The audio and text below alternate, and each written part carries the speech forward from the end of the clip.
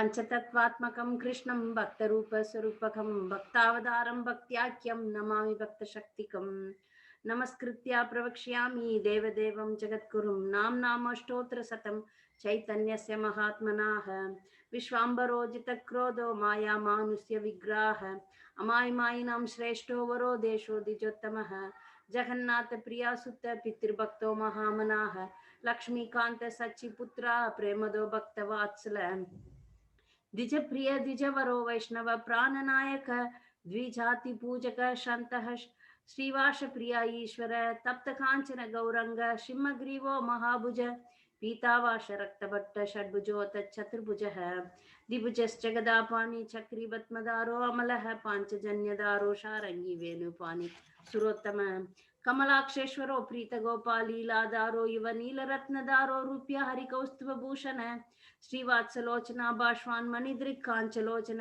ताडंग नीला श्री रुद्र लीलाकारी गुरुप्रिय स्वनाम गुणवक्त च नामोपदेशदायकः अचंडाल प्रिया सुत अचंडाल प्रिया शुद्ध सर्व प्राणी ते रतः विश्वरूपानुज संध्यावात्र शीतालाश्य निशिम कर्ण गुप्तात्म भक्ति प्रवर्तकः महानंदो नटो नित्या गीता नाम प्रिया कवि आरती प्रिय सच्ची सुधो भवतो भगवत प्रिय इंद्रारी सर्वलोकेश वंडिता श्रीपादाम्बुज न्यासी चूड़ामणि कृष्ण संन्यासाश्रम पावन चैतन्य चैतन्योदंड दृक्न्यास्त अवधूत प्रिय नित्यानंद षड्भुज दर्शकः मुकुंद सिद्धि दो दिनो वासुदेवामृत प्रद गदाधर प्राणनाथ आर्तिः शरणप्रद अकिंचन प्रिय प्राण गुणगिरि जितेन्द्रिय अडोषोदर सुमुख मधुर प्रिय दर्शन अडोषोदर प्रताप रुद्र संत्रात रामानंद प्रियो गुरु अनंत गुण संपन्न सर्वतीर्थैक पावन वैकुंठनाथ लोकेश भक्त भीमता रूपदृक् नारायणो महायोगी ज्ञान भक्ति प्रद प्रभु पीयूषावचन पृथ्वी पावन सत्यवाक्सः ओडोडेशो ज्ञानानंदी संदो अमृता रूपदृक् यपतेत् प्रत्तारुत्थाय चैतन्यस्य महात्मनः श्रद्धया परयोपेतः श्रोत्रं सर्वागनाशनं प्रेम भक्ति तारतु तस्य जायते नात्र संशय असाध्या रोगायुक्तापि मुच्यते रोगसङ्कटदात् सर्वापराधायुक्तापि च अपराधात् प्रमुच्यते फाल्गुनी पौर्णिमा शन्तु चैतन्य जन्मवासरे श्रद्धया परया भक्तया मास्तोत्रं जपन् पुरः यदत् प्रकृते कामं तदत्येव सिराल्लभेत् अपुत्रा वैष्णवानां पुत्रं लभते नात्र संशय अन्ते चैतन्यदेवस्य स्मृतिर्भवति शाश्वती। नमो मदन्याय कृष्ण प्रेमे प्रदायते कृष्णाय कृष्ण चैतन्य नामिने गौरतुषे नमः भज गौरंग कहो गौरंग लोह गौरंगेर नाम रे भज गौरंग भज गौरंग भज गौरंग नाम रे भज गौरंग भज गौरंग भज गौरंग नाम रे நாம நாளைக்கு கௌர் பூர்ணிமா திருநாளை கொண்டாடுவதற்கு தயாராக ஆகி கொண்டிருக்கிறோம். இந்த நன்னாளை முன்னிட்டு நம்ம இந்த 2 நாட்களும் கௌரங்க மகாபிரபுவினுடைய லீலைகளை பற்றி பார்ப்போம். ஆதி லீலையிலிருந்து ஆரம்பிப்போம். நம்மளால எவ்வளவு முடிக்க முடியுதோ இன்னைக்கு முடிக்கலாம். நாளைக்கும் கௌர கதையை நம்ம தொடர்ந்து சொல்லலாம். பொதுவாகவே நம்ம என்ன பண்ணணும்னா பகவானுடைய திரு அவதாரங்கள் தினத்தப்ப ராமநவமி அப்ப ராமாயணம் படிக்கணும். நரசிம்மர் சதுர்தசி அப்ப நரசிம்மருடைய லீலையை படிக்கணும். அது போல கௌடிய வைஷ்ணவர்களாகிய நமக்கு மிக மிக முக்கியமான திருவிழா, மிக மிக முக்கியமான விழா எதுன்னு பாத்தீங்கன்னா கௌர பூர்ணிமா தான். இதுதான் நமக்கு ஒரு ஆண்டின் துவக்கமாக இருக்கிறது. நம்முடைய வருடங்கள் நாளையில இருந்து தான் ஆரம்பமாகுது. இது நமக்கு மிக மிக கௌடிய வைஷ்ணவர்களுக்கு மிக மிக முக்கியமான நாள். பகவான் சைத்தன்ய மகாபிரபு தான் நமக்கு இந்த கிருஷ்ண மந்திரத்தை கொடுத்தவர், ஹரே கிருஷ்ண மாமந்திரத்தை கொடுத்தவர், கிருஷ்ண பக்தி இயக்கத்தை தோற்றுவித்தவர். இவரை அனைத்து சாஸ்திரங்களும், சைத்தன்ய மகாபிரபுவை அனைத்து சாஸ்திரங்களும் முழுமுதற் கடவுளாகிய கிருஷ்ணர்னு சொல்லுது. சாஸ்திரங்கள் மட்டுமன்றி நம்முடைய குரு பரம்பரை ஆச்சாரியர்கள் அனைவருமே சைத்தன்ய மகாபிரபுவை முழுமுதற் கடவுளாக ஏற்றுக்கொண்டு நமக்கு அவருடைய கருணையை குரு பரம்பரை வழங்குகிறார்கள். அவருக்கு வந்து பல பெயர்கள் உண்டு. அவருக்கு நம்ம இப்பதான் 108 நாமங்கள், திருநாமங்கள், அவருடைய நாமங்களை சொன்னோம். அவருடைய தந்தை அவருக்கு விஸ்வாம்பரர் என்று பெயர் வச்சாரு. அத்வைத ஆச்சாரியாரின் மனைவியாகிய சீதாராணி தாக்கூராணி அவங்க வந்து அவருக்கு வேப்ப மரத்துக்கு கீழே அவர் பிறந்ததுனால நிமாய் என்று பெயர் வைத்தார்கள். பிறகு அவர் நிமாய் பண்டிதர் என்றும் அழைக்கப்பட்டார். அவர் சந்நியாசம் எடுத்ததுக்கு அப்புறம் ஸ்ரீ கிருஷ்ண சைத்தன்யர் என்று வழங்கப்பட்டார். சுருக்கமாக எல்லாருமே வந்து அவரை மகா பிரபு, மிக பெரியவர். பிரபு என்றால் சாதாரண மணி, இவர் மகா பிரபு பகவான்.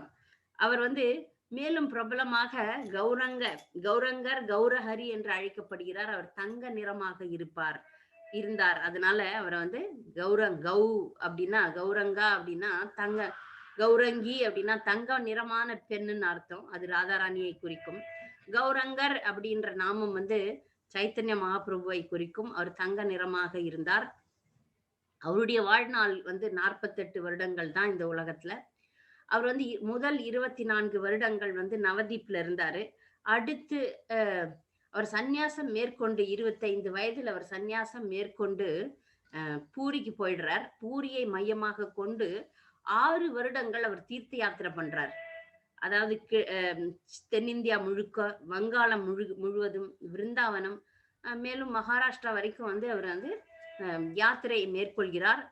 அது அந்த 6 வருடங்கள். அதற்கப்புறம் 18 வருடங்கள் மகாபிரபு பூரியிலே இருந்து பக்தி பிரச்சாரத்திலும் பக்தி எப்படி செய்வது என்பதை மற்றவர்களுக்கு போதிப்பதிலுமே அவர் வந்து ஈடுபட்டிருந்தார்.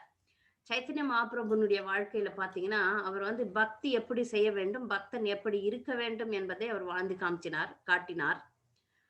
அவரு அதனால அவருடைய பக்தி பரவசத்துல அவர் மூழ்கிறது வந்து மிகவும் அற்புதமாக இருக்கும்.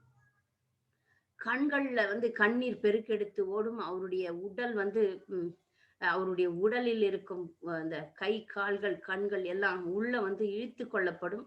அவர் வந்து மயங்கிய நிலையில் இருப்பார். சில நேரம் ஆடுவார், சில நேரம் பாடுவார், சில நேரம் மயங்கி விழுவார், சில நேரம் வந்து பைத்தியம் போல் கத்துவார், பேசுவார், அழுவார். இப்படிப்பட்ட பக்தியினுடைய பரவச நிலைகளை அவர் வெளிப்படுத்தினார். இது சாதாரண மனிதர்களுக்கு சாத்தியமாகாத ஒன்று. இது சாதாரண மனிதர்களால புரிந்து கொள்ள முடியாத ஒன்று. உண்மையான பக்தன் தூய நிலையில் எப்படி இருப்பாரோ அதை வந்து பகவான் வந்து ஒரு பக்த ரூபத்துல வந்து காமிச்சார். இது வந்து சாதாரண மனிதர்களுக்கு சாத்தியமாக முடியாத ஒரு விஷயம். அவரை வந்து அதனால அவர் கௌர சுந்தர் என்றும் வந்து அவர் அழைக்கப்படுகிறார். இன்றைக்கு வந்து அவர் பிறந்த லீலை, சிறு வயது லீலை, அவர் சந்நியாசம் ஏற்கும் லீலை, சந்நியாசம் ஏற்று நவதீபத்தில் இருந்த வரைக்கும் லீலைகள் வரைக்கும் நம்ம பார்க்கலாம். இதுவே மிக பெரியது. நமக்கு நேரம் எவ்வளவு தூரம் ஒத்துழைக்கும் என்று தெரியல, பார்க்கலாம். அவர் வந்து நவதீபத்துல வந்து எப்படி ஒரு நிலைமை இருந்ததுன்னு பாத்தீங்கன்னா, நவதீபம் வந்து நிறைய கற்றறிந்த பண்டிதர்கள் நிறைய பேர் இருந்தாங்க. ஆனா நவதீபத்துல அந்த நேரத்துல இந்த வங்காள தேசத்துல நிறைய இஸ்லாமியர்கள் இஸ்லாமிய மன்னர் ஆட்சி இருந்தது. அவர்கள் வந்து கட்டாயப்படுத்தி பல மக்களை வந்து இஸ்லாமியர்களாக மாற்றிக் கொண்டிருந்தார்கள். இது ஒரு புறம். ஒரு புறம் வந்து இந்துக்கள் வந்து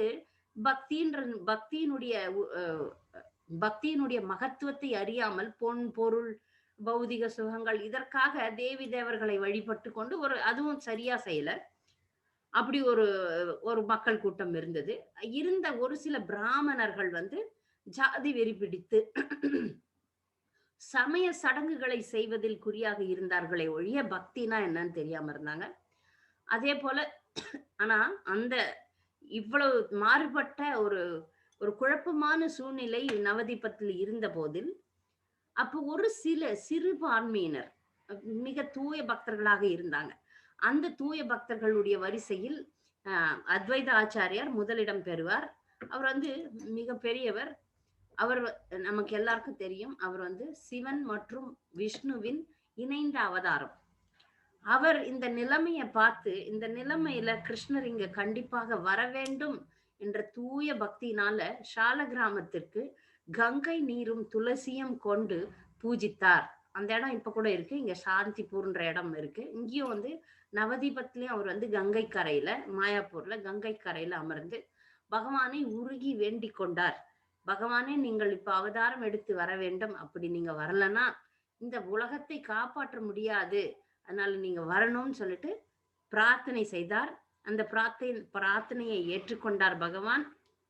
பகவானுடைய கிருஷ்ணருடைய கிருஷ்ண சைத்தன்யருடைய அவதாரத்திற்கு பல காரணங்கள் இருக்கிறது. முக்கியமான 2 காரணங்கள்.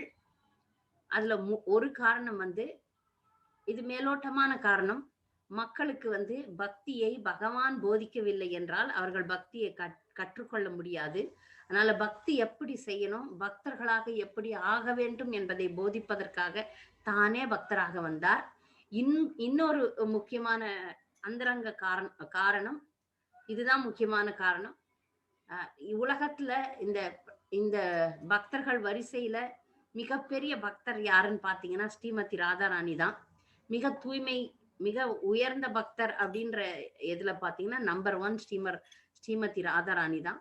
ஸ்ரீமதி ராதாராணி விருந்தாவன லீலையில கிருஷ்ணரோட இருக்கப்போ கிருஷ்ணர் சொல்லுவார், உன்னுடைய அன்பிற்கு நான் எதுவுமே தர முடியல.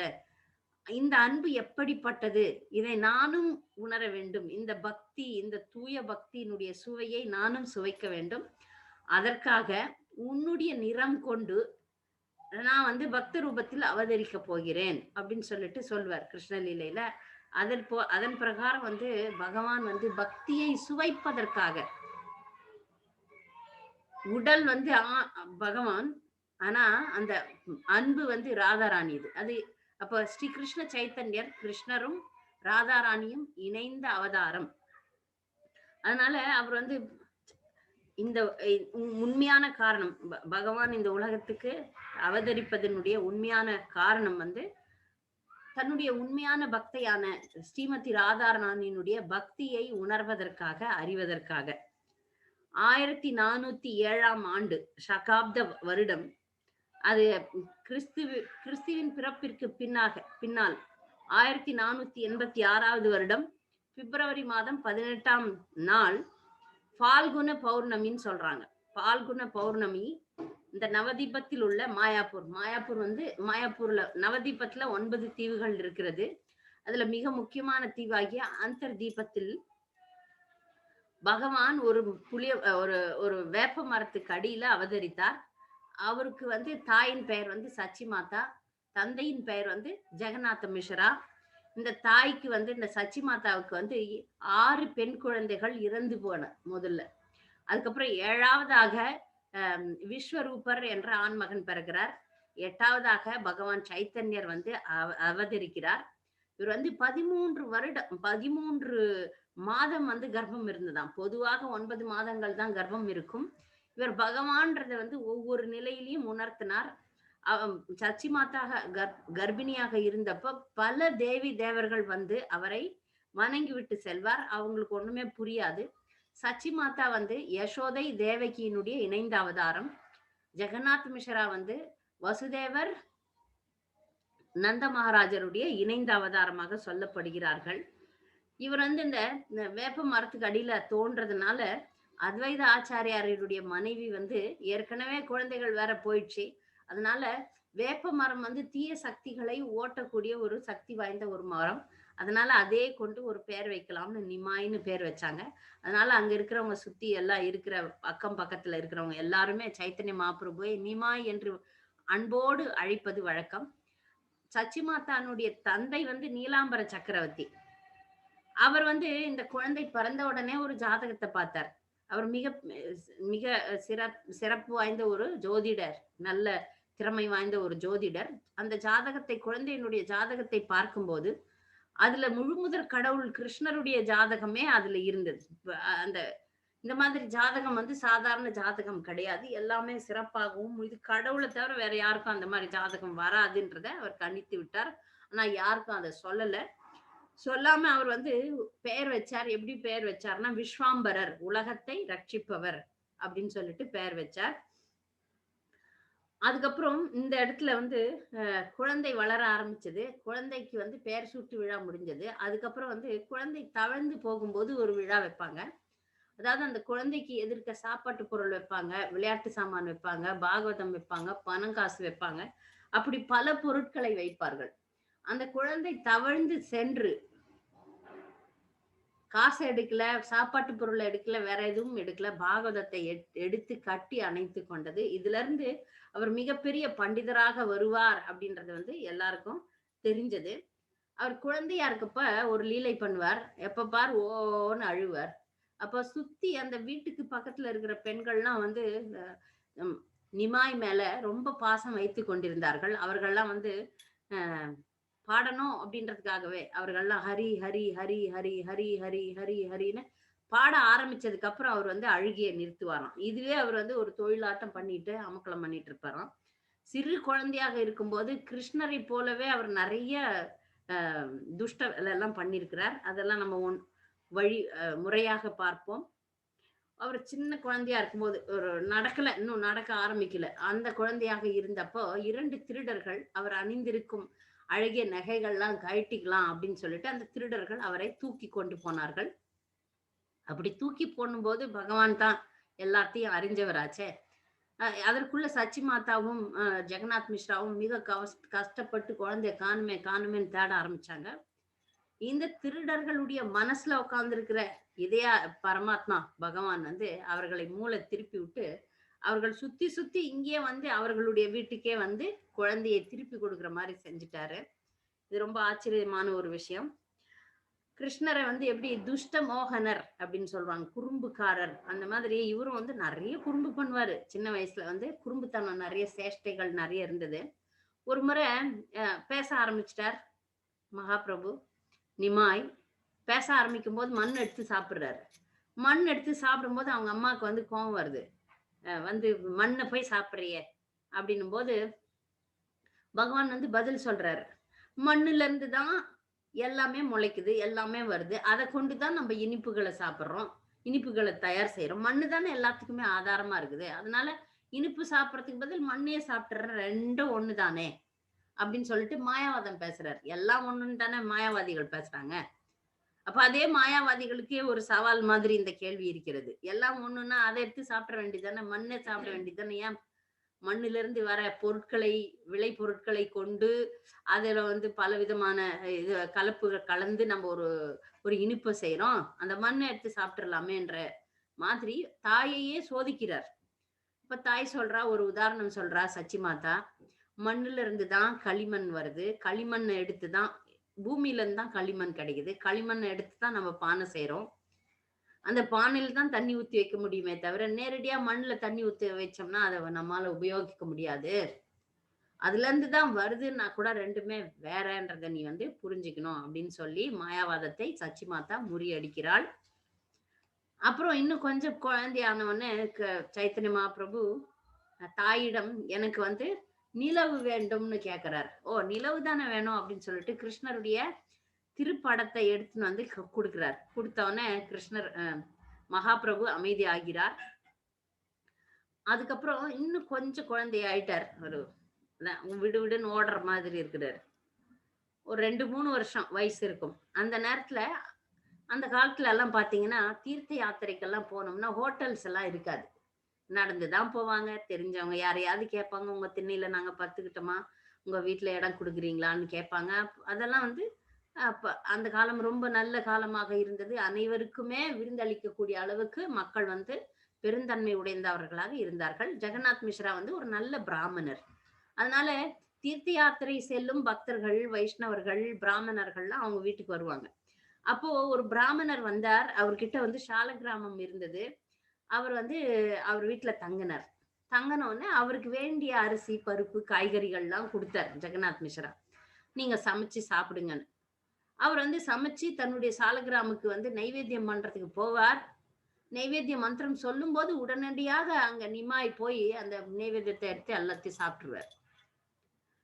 இவருக்கு புரியல. அந்த பிராமணருக்கு புரியல. குழந்தை சாப்பிட்டுடுச்சு. சரி போட்டும் அப்படின்னு சொல்லிட்டு மீண்டும் எல்லாத்தையும் கழுவிட்டு ஏன்னா நைவேத்தியம் பண்றதுக்கு முன்னாடி அந்த குழந்தை சாப்பிட்டுடுச்சு. அதனால திரும்பியும் எல்லாத்தையும் கழுவி, மொழுவி எல்லாம் பண்ணிட்டு, திரும்பியும் அவர் சமைக்கிறார். திரும்பியும் செய்றார்.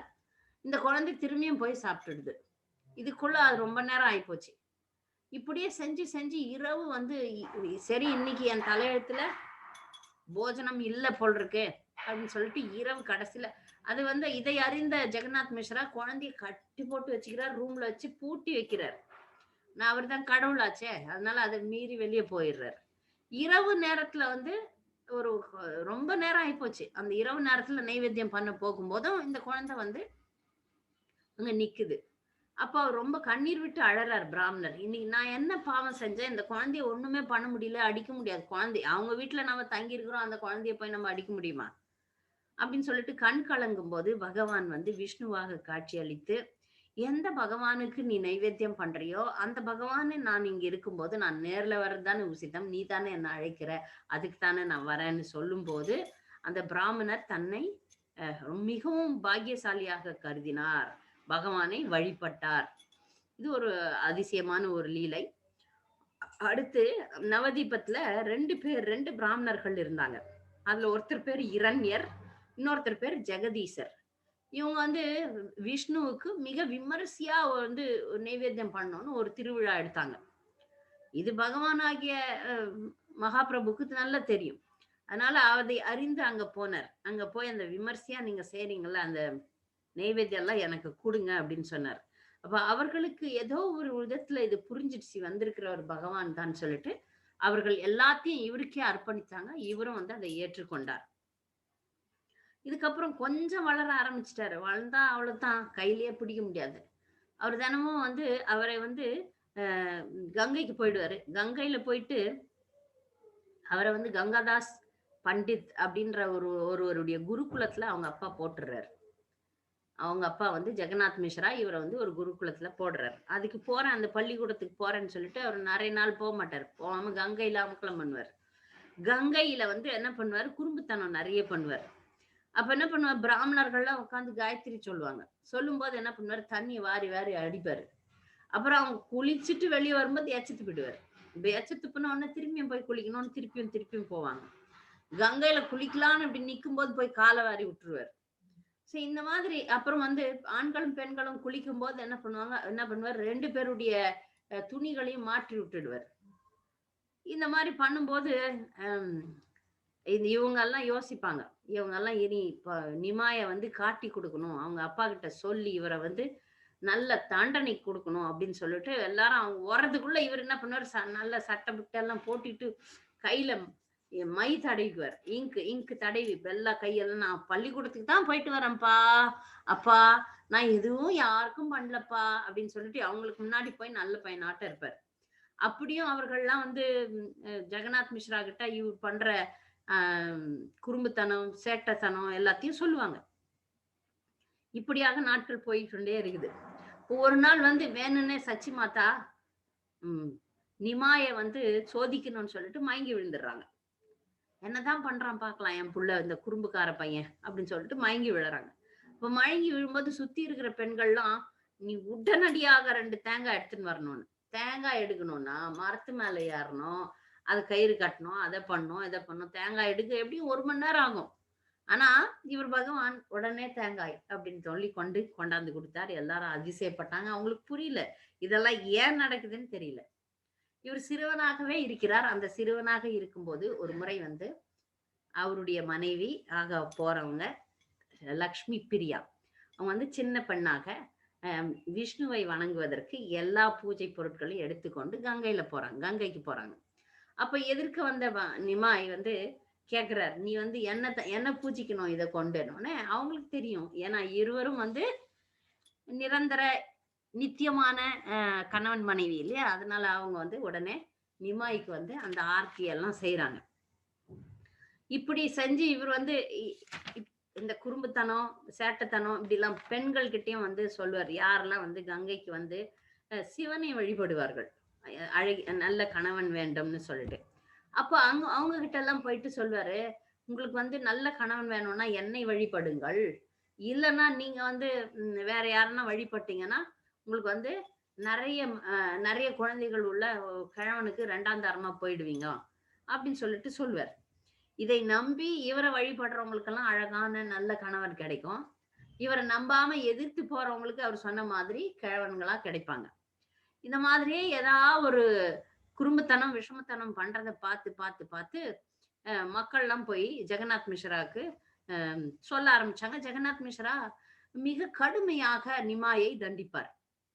அப்போ அந்த மாதிரி தண்டிச்ச ஒரு நாள்ல வந்து அஹ், நிமாய் ஜெகநாத் மிஸ்ராவுடைய கனவுல வந்து ஒரு தேவர் வந்தார்.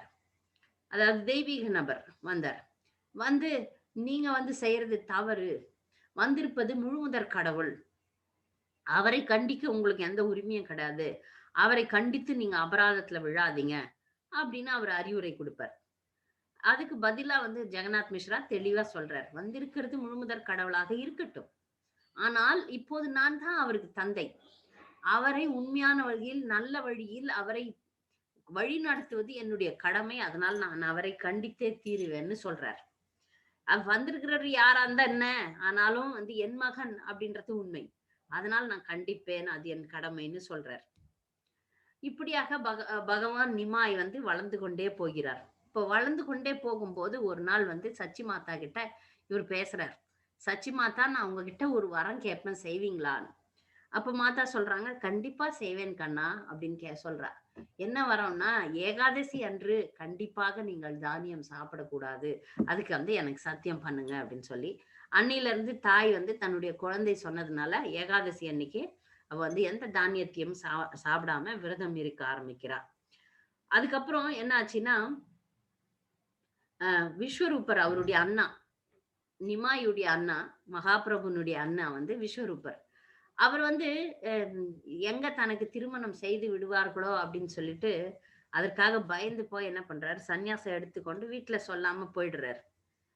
அவர் வீட்ல சொல்லாம போயிட்டதுனால சச்சி மாதாவும், ஜெகநாத் மிஸ்ராவும் ரொம்ப கஷ்டப்படுறாங்க. கண் கலங்கி அழறாங்க.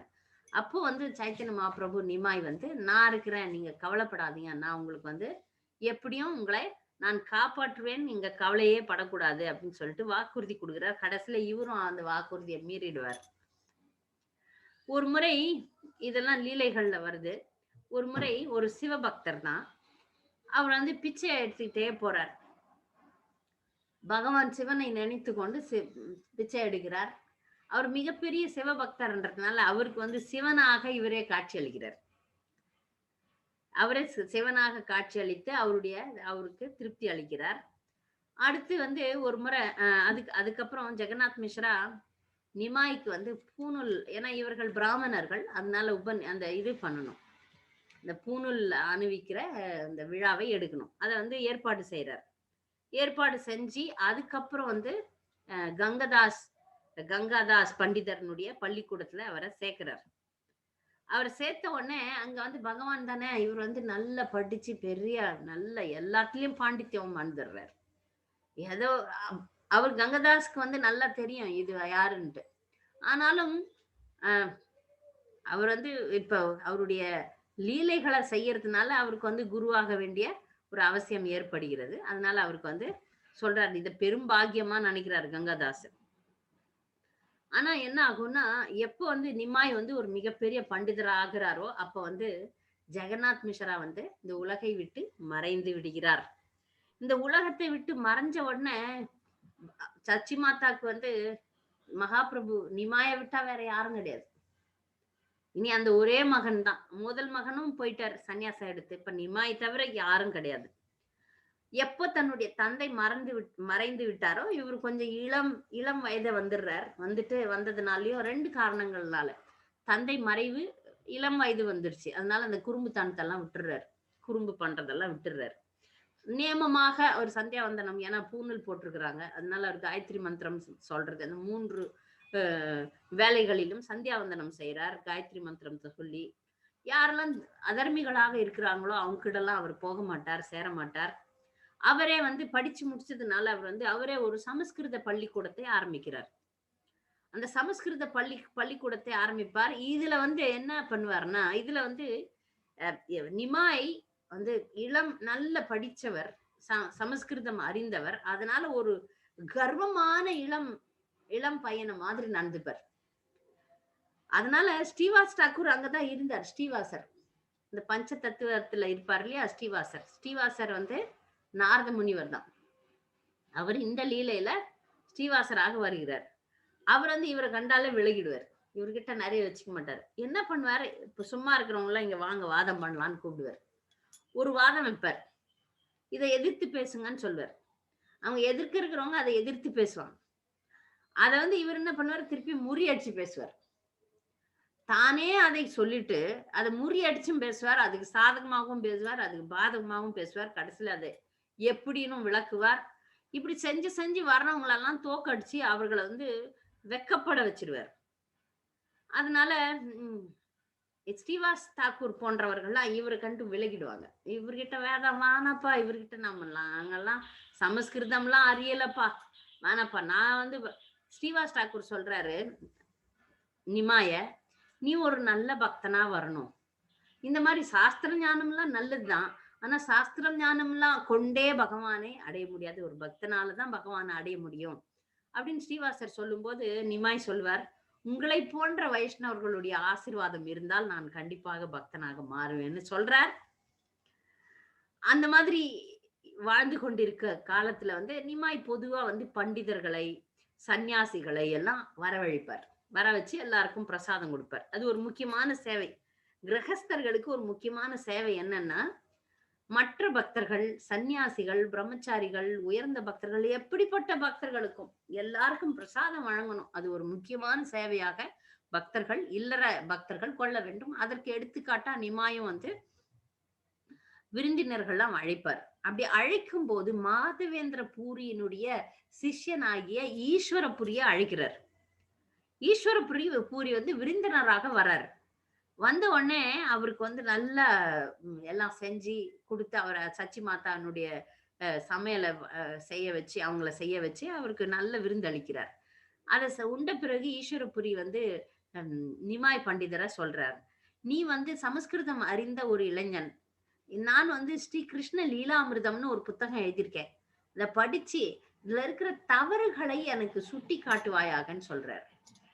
அப்போ சைத்தன்ய மகாபிரபு சொல்றாரு, "நீங்கள் வந்து மிக உயர்ந்த பக்தர். கிருஷ்ணருடைய மிக உயர்ந்த பக்தர். உங்களுடைய பக்தி இலக்கியத்தில் தவறு ஏற்படுவதற்கு வாய்ப்பே கிடையாது. அதனால இதுல ஒரு தவறும் இல்லை" அப்படின்னு சொல்லிட்டு சொல்றார். வருங்காலத்துல இந்த ஈஸ்வரபுரி தான் சைத்தன்ய மகாபிரபுவினுடைய குருவாக மாறப்போகிறார். அப்படியாக வாழ்ந்து கொண்டிருந்த நிமாய் பண்டித் மற்றவர்கள் கிட்ட ஜாதி, மத பேதம் அதெல்லாம் எதுவும் வைக்காம எல்லார்கிட்டயும் சமமா பழகுவார். எல்லார்கிட்டயும் அன்பா இருப்பார். ஜாதி மத பேதம்லாம் அவருக்கு கிடையாது. சில பேர்லாம் அந்த பிராமணர்கள் மற்ற இனத்தரோட சேர மாட்டாங்கன்னு இருக்கும்ல. ஆனா நிமாய் பண்டிதர் அதற்கு ஒரு விதி விலக்காக எல்லார்கிட்டயும் எல்லாருடைய அன்புக்கும் பாத்திரமாவும் இருந்தார். அந்த ஊர்ல வந்து இவருக்கு அது இவருடைய பாண்டித்துவம் பார்த்து பயந்தவர்கள் இருக்கிறாங்க. ஆனா இவருடைய அன்புக்கு மயங்கியவர்களும் இருந்தாங்க. அப்போ ஒரு முறை ஒரு ஜோதிடர கண்டார். ஒரு ஜோதிடர். நல்லா கணிக்கக்கூடியவர். எல்லாரும் சொல்றாங்க, இந்த ஜோதிடர் நல்லா எல்லாத்தையும் கணிக்கக்கூடியவர்.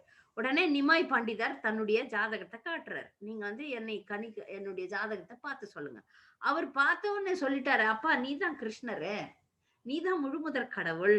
அப்படின்னு சொன்ன உடனே நிமாய் பண்டிதர் சொல்றார், "நீ தவறா சொல்ற. உன்னுடைய ஜாதகம் பொய். நான் போன பிறவியில இடைச்சிறுவனா இருந்தேன். நீ போய் உன்னுடைய ஜாதகத்த நான் ஏத்துக்க மாட்டேன்" அப்படின்னு சொல்லிட்டு அவர் போயிடுறார். அந்த காலகட்டத்துல கோலவேச்ச ஸ்ரீதர் அப்படின்னு சொல்லிட்டு ஒரு ஏழை பிராமணர் இருந்தார். அந்த ஏழை என்ன பண்ணுவாரு, அவர் வந்து இந்த வாழை மரத்தினுடைய பட்டைகளை வச்சு தொன்னை செஞ்சு, அந்த தொன்னைகளை விப்பார். வாழைப்பழங்கள விப்பார். இந்த மாரி அல்பமான பொருட்கள விப்பார். அதுல வர சொல்ப வருமானத்துல ஒரு பகுதிய கொண்டு கங்காதேவிய வழிபடுவார். இதுதான் அவருடைய வழக்கம். ஆனா அவர்கிட்ட போய் என்ன பண்ணுவாரு, அவர வந்து சீண்டிக்கிட்டே இருப்பார். அவர்கிட்ட இருந்து வாழைப்பழத்தெல்லாம் எடுத்துன்னு போய் சாப்பிட்டுட்டு அதுக்கு பணம் குடுக்க மாட்டாரு. ஆனாலும் கோல வச்ச ஸ்ரீதர் வந்து ஒண்ணும் சொல்ல மாட்டார். அவர் கோல வச்ச ஸ்ரீதர் கிட்ட சொல்வாரு, "நீ வந்து என்னை வழிபட்டினா லக்ஷ்மி தேவி என் மனைவி தான். உனக்கு வந்து எல்லாம் கிடைக்கும். எல்லா ஐஸ்வர்யமும் கிடைக்கும்." அப்போ கோலவெச்சர் ஸ்ரீதர் சொல்றார், "நீ எப்படி உன்னையே முழுமுதற் கடவுள்ன்னு சொல்லிக்கிற?" ஆனா பின்னாடி கோலவெச்சர் ஸ்ரீதருக்கும் காட்சி அளிப்பார். அப்பதான் அவருக்கு தெரியும் இவர் முழுமுதற் கடவுள். இப்ப அவர் சின்னதா இருந்தப்ப அவருக்கு தெரியாது. இவர் வந்து கடவுள்ன்னு தெரியாது. "நீ எப்படி உன்னையே முழுமுதற் கடவுள்ன்னு சொல்றேன்னு" சொல்றார். சொல்லி விலகி போவார் கோலவெச்ச ஸ்ரீதர். இங்க கோலவெச்ச ஸ்ரீதரனுடைய வீடு கூட இங்க இருக்கு. அதுக்கப்புறம் வந்து சச்சி மாதா யோசனை பண்ணாங்க. தனக்கு வந்து உதவிக்கு ஆள் வேணும். நம்முடைய நிமாய்க்கும் வந்து விரைவாக திருமணம் செய்யணும்னு சொல்லிட்டு, கங்கை கரையில பார்த்த அதே லக்ஷ்மி பிரியாவை அவருக்கு வந்து அ அவரை வந்து விட்டுருங்க விட்டுருங்க ஒன்னும் ஆகாது. அவரை வந்து போயிடுவார், போயிடும். திருமணம் செய்து வைக்கிறாங்க. திருமணம் செய்து வைக்கும்போது அந்த அம்மா லக்ஷ்மி பிரியா வந்து மிக சிறந்த மனைவியாக, நல்ல மருமகளாக இருக்கிறார். எல்லா வேலைகளையும் அழகாக செய்வதும், நன்றாக சமைப்பதும், விருந்தினர்களை உபசரிப்பதும், பொறுமையாக இருப்பதும், அன்பாக இருப்பதும், வீட்டுல இருக்கிற எல்லாத்தையும் எடுத்துக்கொள்வதிலும், எல்லா வேலைகளையும் திறம்பட செய்வதிலும் அவன் வந்து லக்ஷ்மி பிரியா வந்து மிக மிக நன்றாக செய்து எல்லாருடைய அன்புக்கும் பாத்திரம் ஆகுறாங்க. சச்சி மாதாவுக்கு வந்து ஒரு கவலை வந்துடுது. ஏன்னா இவர் நடத்துற பள்ளிக்கூடத்துல இருந்து வருமானம் வரல. சமஸ்கிருத பள்ளிக்கூடம் நடத்துறாரு நிமாய். அதுல இருந்து வருமானம் நிறைய கிடையாது. அதனால தாயாருக்கு வந்து கொஞ்சம் கவலை வந்துருது. இந்த சொற்ப வருமானத்துல நம்ம எப்படி வாழ்க்கை நடத்துறது அப்படின்னு சொல்லிட்டு தன்னுடைய மகன் கிட்ட சொல்றா. அப்ப அவர் சொல்றாரு, இதை பற்றி நம்ம வந்து கவலையே படக்கூடாது. பகவானுடைய பக்தி தொண்டுல ஈடுபட்டிருக்கும் பக்தன் வந்து தன்னுடைய வரவு செலவு பற்றி கவலையே படக்கூடாது. ஏன்னா பகவான் வந்து கௌர கதை கேட்கறதுக்கு வந்துடுறாரு இவரு. வேற ஒண்ணும் இல்ல. அதனாலதான் அடிக்கல. இல்லைன்னா அடிச்சு தூக்கி போட ஒரு நிமிஷம் ஆகாது. விட்டுருங்க. அது போயிடும் தானா, அங்க பக்கமா போயிடும். அப்புறம் வந்து அப்படியாக அவர் இருக்கும்போது எனக்கு பணம் கிடைக்கலையே, நம் நிறைய பண வரவு இல்லையே அப்படின்னு சொல்லிட்டு அந்த அம்மா கஷ்டப்படும் போது இவர் சொல்றாரு, நீங்க பக்தராக இருந்தீங்கன்னா பகவான் நமக்கு தேவையான எல்லாவற்றையும் கொடுப்பாங்க. அதனால நம்ம பக்தி தொண்டுல மட்டுமே கவனம் செலுத்துவோம்னு சொல்லிட்டு இருக்கும்போது அதை நிரூபிப்பதற்காக அவர் எங்கெல்லாம் பாடம் சொல்லி கொடுக்கிறாரோ, யாரு கூட எல்லாம் சம்பந்தப்படுறாங்களோ அவங்க எல்லாம் வந்து இவர் கேட்காமையே தேவையான வீட்டிற்கு வாழ்க்கைக்கு தேவையான எல்லாத்தையும் கொடுத்துடுறாங்க. அதனால பண வரவு வந்து அமோகமா இருந்தது. ஆனாலும் தாயாருக்கு வந்து மனசு கொஞ்சம் என்னடா பண்ணுவோம் அப்படின்ற பயம் இருந்ததுனால இவர் என்ன சொல்றாரு, நிமாய் என்ன சொல்றாரு, நான் வந்து கிழக்கு வங்காளம் போய் பொருள் இட்டு கொண்டு வருகிறேன். அதனால நான் பிரயாணம் செய்கிறேன் சொல்லிட்டு அந்த பிரயாணம் வந்து எதுக்குன்னா பிரச்சாரத்துக்காக தான் அவர் முதல்ல நினைச்சார். கிழக்கு வங்காளம்ன்றது வந்து இப்போதைய பங்களாதேசம். பங்களாதேசம் முழுக்க முழுக்க சைத்தன்ய மகாபிரபுனுடைய லீலைகள் நடந்த இடங்கள் இருக்கிறது.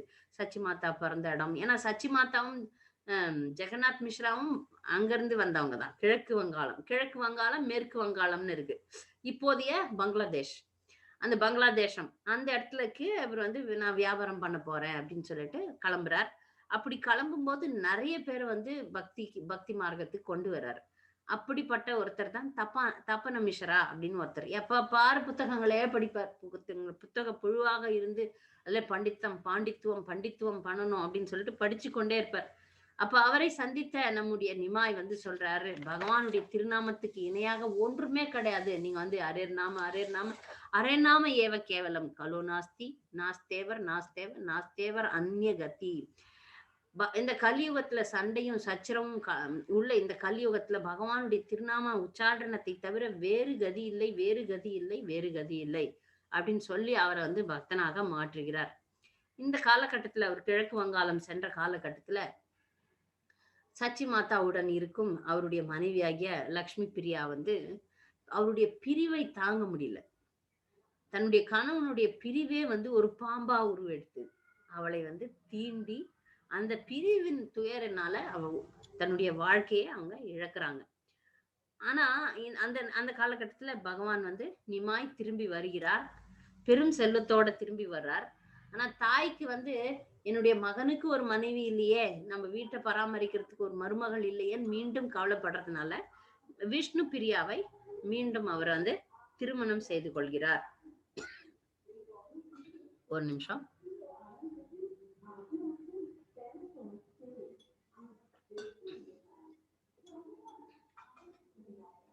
விஷ்ணு பிரியாவை திருமணம் செய்து கொள்கிறார். விஷ்ணு பிரியா பத்தி நம்ம நிறைய பார்ப்போம் பின்னாடி. அந்த நவதீபத்துக்கு வந்து கேசவ காஷ்மீரி அப்படின்னு ஒரு பண்டிதர் வந்தார். அந்த கேசவ காஷ்மீரி வந்து ரொம்பவே கர்வம் பிடித்தவர். அந்த காலகட்டத்துல அவரை மிஞ்சுவதற்கு உலகமெங்குமே எந்த ஒரு பண்டிதனும் இல்லை. அவர் நவதீபத்துக்கு வந்தார். கேசவ காஷ்மீரி வந்து சைத்தன்ய நிமாய் பண்டிதரிடம் போட்டி வைக்கிறார். கொட்டி வச்ச உடனே அவர் நிமாய் பண்டிதர் சொல்றார், நீங்க 100 பாடல் கங்கையை பத்தி பாடுங்கன்னு சொல்றார். 100 பாடல அப்படி எடுத்த நிமிஷத்துல வந்து சரமாரியாக கங்கையை நோக்கி 100 பாடல பாடுறார் கேசவ காஷ்மீரி. பாடின உடனே கேசவ காஷ்மீரி நிமாய் பண்டிதரை கேட்கிறார், இந்த பாடல்ல எந்த தவறும் கிடையாது, ஏன்னா நான் சமஸ்கிருத ஞானி, அப்ப எந்த தவறும் இல்லை, நீ வந்து இந்த பாடல்ல ஒரு தவறை நீ கண்டுபிடிச்சிட்டனா நான் தோல்வியை ஒத்துக்கிறேன் அப்படின்னு சொல்றாரு. அதுல அந்த 100 பாடல்ல ஒரே ஒரு பாடல்ல இருக்கிற தவற வந்து அவர் கண்டுபிடிக்கிறார். ஒரே ஒரு பாடல் நடு மத்தியில இருக்கிற ஒரு பாடலை எடுத்து, நீங்க இங்க உட்காருங்க. அப்ப 100 பாடல்ல நடுவுல இருக்கிற ஒரு பாடலை எப்படி உன்னால நினைவு கொள்ள முடிஞ்சது அப்படின்னு சொல்லிட்டு அவருக்கு ஒரே சந்தேகம். இவர் சொல்றார், என்னால ஒரே நிமிஷம் காற்று போல தானே நான் இந்த பாடலை நான் சொன்னேன், காற்று போல சொன்ன பாடல்னு எனக்கு வந்து பகவானுக்கு வந்து எல்லாத்தையும் நினைவு கொள்ளக்கூடிய ஆற்றல் இருக்கிறது அவருக்கு தெரியாது, இது பகவான்னு தெரியாது தானே. அவர் வந்து பகவான் மிகவும் நினைவாற்றலை கொண்டவர், அதனால அது அவருக்கு தெரியறதுக்கு வாய்ப்பு இல்லை. அந்த பாடலை எடுத்து அதுல வந்து மிக முக்கியமான தவறுகளை சுட்டி காட்டிட்டு, இந்த மாதிரி 1000 தவறு அந்த பாட்டுல இருக்கு அப்படின்னு சொல்லி அவரை முறியடிக்கிறார். இந்த தோல்வியை ஒத்துக்கொண்ட கேசவ காஷ்மீரி ரொம்ப அழறார். அவன் போய் சரஸ்வதி மாதா கிட்ட போய் அழறார், நீ வந்து உலகத்திலே நீதான் மிக சிறந்த பண்டிதன்னு என்ன சொல்லிட்டு, இப்போ நீ வந்து என்ன தோக்க வச்சிட்டியே ஒரு சின்ன பையன்கிட்ட போய் அப்படின்னு சொல்லும்போது, சரஸ்வதி கனவுல வந்து, நான் வணங்கும் தெய்வம் முழுமுதற் கடவுளே சைத்தன்ய மகாபிரபு தான், அவர்கிட்ட நீ தோத்து போறது நியாயமான விஷயம் தானே அப்படின்னு சொல்லிட்டு சொல்றா. அப்பதான் கேசவ காஷ்மீருக்கு புரியுது. இப்போ நம்ம நிமாய் பண்டிதர் வந்து தன்னுடைய தந்தை இறந்ததற்காக அவருக்கு ஸ்ராத்தம் பண்ணணும், அதனால நான் வந்து கயைக்கு போறேன் அப்படின்னு சொல்லிட்டு கயைக்கு போறார். கயைன்ற இடத்துலதான் வந்து ஸ்ராத்தம் எல்லாம் பண்றது, மறைந்து போன முன்னோர்களுக்காக. அதை ஸ்ராத்தம் பண்றோன்ற சாக்குல அவர் போறார். ஆனா உண்மையாக அவருக்கு அங்க வந்து ஈஸ்வரபூரியினுடைய சந்திப்பு ஏற்படுகிறது. அவர் ஈஸ்வரபுரியை சந்திக்கிறார். சந்தித்து அவரிடம் பணிவாக வணங்கி விழுந்து வணங்குகிறார். ஈஸ்வரபுரி அவருக்கு வந்து நாம தீட்சை கொடுக்கிறார். ஹரிநாமத்தினுடைய முக்கியத்துவத்தை பற்றி கூறுகிறார். நிமாய் பண்டிதர் முழுமுதற் கடவுள், அவருக்கு தீட்சைக்கு என்ன அவசியம் அப்படின்ற ஒரு கேள்வி ஏற்படலாம். அவர் இங்க பக்த ரூபத்துல வந்திருக்கிறதுனால, பகவானே பக்த ரூபத்துல வந்தாலும் அவருக்கு முறைப்படி தீட்சை என்பது, ஹரிநாம தீட்சை என்பது தரப்பட வேண்டும், குருவினுடைய முக்கியத்துவத்தை தன் வாழ்க்கையின் மூலமாக காட்ட வேண்டும் என்பதற்காக அவர் முறைப்படி ஈஸ்வரபூரியினோட தீட்சை எடுக்கிறார். தீட்சை கொடுத்த அடுத்த நிமிஷம் அவருடைய தன்னுடைய பாண்டித்துவம் எல்லாத்தையும் மறந்துடுறார். குருவும் ஈஸ்வரபுரியும் உன்னுடைய கர்வத்தை விட்டொழி, இந்த சாஸ்திர ஞானம் சமஸ்கிருத ஞானம் இது தெரியும் அது தெரியும்ன்ற கர்வத்தை விட்டு பகவானுடைய திருநாமத்தை ஓதுவதில், அந்த நாம ஜபத்தை மற்றவர்களுக்கு கொடுப்பதில், கிருஷ்ண பிரேமியை மற்றவர்களுக்கு கொடுப்பதில் ஈடுபடுவாயாகன்ட்டு கட்டளை கொடுக்கிறார். அந்த கட்டளையை ஏற்று, குருவே எனக்கு என்ன காரியம் பண்ணீங்க, என்னுடைய மனம் வேற எதுலயுமே இறங்கல, ஹரே கிருஷ்ண கிருஷ்ண கிருஷ்ண ஹரே ஹரே, ஹரே ராம ராம ராம ஹரே ஹரே என்ற இந்த நாமத்துலதான் என்னுடைய மனம் இருக்கிறதே தவிர வேற எதுலயுமே என்னால போக முடியலையே, நீங்கள் என்ன பண்ணிட்டீங்க என்ன அப்படின்னு சொல்லிட்டு அதை ஏற்றுக்கொண்டு அதுக்கப்புறம் நாம ஜபத்தை தவிர வேற எதுவுமே செய்ய மாட்டேன்றார். ஒரு உண்மையான பக்தனுக்குரிய எல்லா வெளிப்பாடுகளும் அவருடைய செயல்ல இருந்து வெளிப்பட்டது. சச்சி மாதா உடனே கவலைப்பட ஆரம்பிச்சுட்டாங்க. இது என்னடா இது, என்னுடைய குழந்தை வந்து என்னுடைய மகன் வந்து இப்படி ஒரு பைத்தியம் ஆயிட்டானே அப்படின்னு சொல்லிட்டு பயந்து அவங்க வந்து வருந்துறாங்க. அப்போ இதை அறிந்த பகவான் அவங்கள வந்து சொல்றார், ஆறுதல் படுத்துறார். உலகத்துல மனிதனாக பிறந்த ஒருவத்திற்கும் அடைய வேண்டியது மிக முக்கியமான ஒரு விஷயம் என்னன்னா கிருஷ்ண பிரேமை தான். அந்த பிரேமையை கலியுகத்துல நாம ஜபம் சொல்லித்தான் அடைய முடியும். நாம ஜபத்தினுடைய பெருமைகளை வந்து தாயாருக்கே வந்து போதிக்கிறார். அவர் வந்து மத்தவங்களுடைய அபிப்பிராயங்களை பற்றி கவலையே பட மாட்டார். மற்றவங்க நம்மள நிறைய பக்தர்களுக்கு இது ஒரு பெரிய பிரச்சனையா இருக்கும். வெளியே போனா திலகம் வச்சுக்க மாட்டாங்க, கண்டி மாலை போட்டுக்க மாட்டாங்க, தாங்க பக்தர்கள்னு காட்டிக்க மாட்டாங்க. ஆனா அது ஒரு பக்தனுடைய ரூபமே கிடையாது. நாம் பக்தன் என்றால் இந்த திலகம் போடுறதுக்கு, கண்டி மாலை போடுறதுக்கு ஒழுங்கான வைஷ்ணவ ஆடை அணிபவதற்கு ஒரு நாளும் வெக்கப்படக்கூடாது. வெக்கமே பட மாட்டாங்க. இது நம்ம மகாபிரபு உண்மையான பக்தன். அதனால அவர் வந்து கலங்குவார், கதறுவார், உரக்க சொல்வார். பகவானுடைய திருநாமத்தை உரக்க சொல்வார். ஆடுவார், பாடுவார், சிரிப்பார், அழுவார். இப்படிலாம் இருக்க ஆரம்பிச்சார். அப்பதான் ஸ்ரீவாஸ் பண்டிதர் பகவானோட நிமாய் பண்டிதரோட நெருங்க ஆரம்பிச்சார். ஏன்னா அந்த ஊர்ல இருந்த வைஷ்ணவர், தூய வைஷ்ணவர். அப்போ வந்து ஸ்ரீவாஸ் பண்டிதர் பழக பழக ஸ்ரீவாஸ் பண்டிதரிடம் சச்சி மாதாவும் கேட்பாங்க, என்னுடைய மகனை நீங்கள் தயவு செய்து காத்தருள வேண்டும், அவர் ஏன் இப்படி பைத்தியமாட்டா இருக்கிறாரு. அப்போ வந்து ஸ்ரீவாஸ் பண்டிதர் சொல்லுவார், அவர் உண்மையான வைஷ்ணவர் ஆயிட்டாரு. வைஷ்ணவருடைய குணம் வந்து எப்போதும் பகவானுடைய திருநாமத்தை சொல்லுவது. அதனால நீங்க பயப்படாதீங்க, இதை கண்டு நீங்க பயப்படாதீங்கன்னு அவர் வந்து ஆறுதல் கொள்ள ஆரம்பிச்சார். ஸ்ரீவாஸ் தாக்கூருக்கு, ஸ்ரீவாஸ் பண்டிதருக்கு பகவான் நிமாய் வந்து நான் தான் நீ வணங்கும் நாராயணர்னு சொல்லுவார். பல நேரங்கள்ல பல விதங்கள்ல அவருக்கு வந்து காட்சியும் அளிக்கிறார். ஒரு முறை வந்து அந்த குடும்பமே ஸ்ரீவாஸ் தாக்கூரனுடைய குடும்பம், மாலினி மாதாஜி, ஸ்ரீவாஸ் பண்டிதரனுடைய மனைவி வந்து மாலினி, அவருடைய குழந்தைகள், அவருடைய உற்றார் உறவினர்கள் எல்லாருமே வந்து பகவான் சைத்தன்ய மகாபிரபுவிடம் சரணடைந்து ஒரு நாளும் தினமும் வந்து ஒரு ஒரு குறிப்பிட்ட மணி நேரங்கள், சில நேரத்துல அது 24 மணி நேரம் கூட செல்லும். இரவு முழுக்க செல்லும், பகல் முழுக்க செல்லும். அப்படி சொல்ல முடியாது. பெரும்பாலும் ஸ்ரீவாசரனுடைய இல்லத்துல முற்றத்துல வந்து கீர்த்தனைகளும், பகவானுடைய நாம சங்கீர்த்தனம், பகவானுடைய புகழ், பாகவதம் போன்ற விஷயங்கள் தான் நடந்து கொண்டே இருக்கும். அப்படி நடந்து கொண்டே இருக்கும். ஸ்ரீவாசரோட நெருங்கி இருக்கிறார் சைத்தன்ய மகாபிரபு. அப்போ வந்து அவருக்கு வந்து ஒரு நாள் தான் கிருஷ்ணர்னு காமிச்சு, ஏன்னா நாம சங்கீர்த்தனத்தை நடத்தும் போது அந்த ஊர்ல பிராமணர்கள், இஸ்லாமியர்கள் எதிர்ப்பு கொடுக்க ஆரம்பிச்சாங்க. அப்போ வந்து ஸ்ரீவாஸ் பண்டிதருக்கு பயம் வந்தது. அப்ப பகவான் சொல்றார், எல்லாருடைய இதயத்திலும் நான் தான் இருக்கிறேன், அதனால நீ கவலைப்பட வேண்டாம், சங்கீர்த்தன இயக்கத்திற்கு எந்த தடையும் வராமல் நான் பாதுகாப்பேன். காட்டு விலங்குகளை கூட நான் கிருஷ்ண பிரேமையில ஊக்குவிக்க முடியும், நானே சாட்சாத் முழுமுதற் கடவுள், அதனால நீ எந்த காரணத்தை கொண்டு பயப்பட தேவையில்லை அப்படின்ற ஒரு ஆறுதலை ஸ்ரீவாஸ் பண்டிதருக்கு கொடுக்கிறார். அதை நிரூபிக்கணும்னு சொல்லிட்டு அவருடைய அக்கா மகள் இருக்கிறாங்க, நாராயணின்னு பேரு. நாராயணிய கூப்பிடு அப்படின்னு நாராயணி வந்து நிக்குது, சின்ன 10 வயசு பெண்ணு. அந்த பெண்ணை கூப்பிட்டு அப்படி தொட்டு கிருஷ்ண பிரேமையில் முழுகனோன்னு இவர் எப்படி கிருஷ்ணரை நினைத்து அழறாரோ, சிரிக்கிறாரோ, பாடுறாரோ, ஆடுறாரோ, மயங்கி விழறாரோ, அப்படி உன்னதமான கிருஷ்ண பக்திக்கான எல்லா உணர்வுகளும் அந்த நாராயணிக்கு வந்துடுது. இத பார்த்த உடனே எல்லாரும் அதிசயப்பட்டு போறாங்க. இந்த காலகட்டத்துல இப்ப ஸ்ரீவாஸ் பண்டிதரோட சேர்றார், அத்வைத ஆச்சாரியரும் வந்து சேர்ந்துடுறாரு அங்க. நம்ம இவருக்கு இந்த லீலையில சைத்தன்ய மகாபிரபுனுடைய லீலையில மிக முக்கியமானவர் நித்யானந்தர். நித்யானந்தர் வந்து பலராமர். அவர் வந்து கிருஷ்ணரும் பலராமரும் எப்போதும் இணைந்துதான் வராங்க.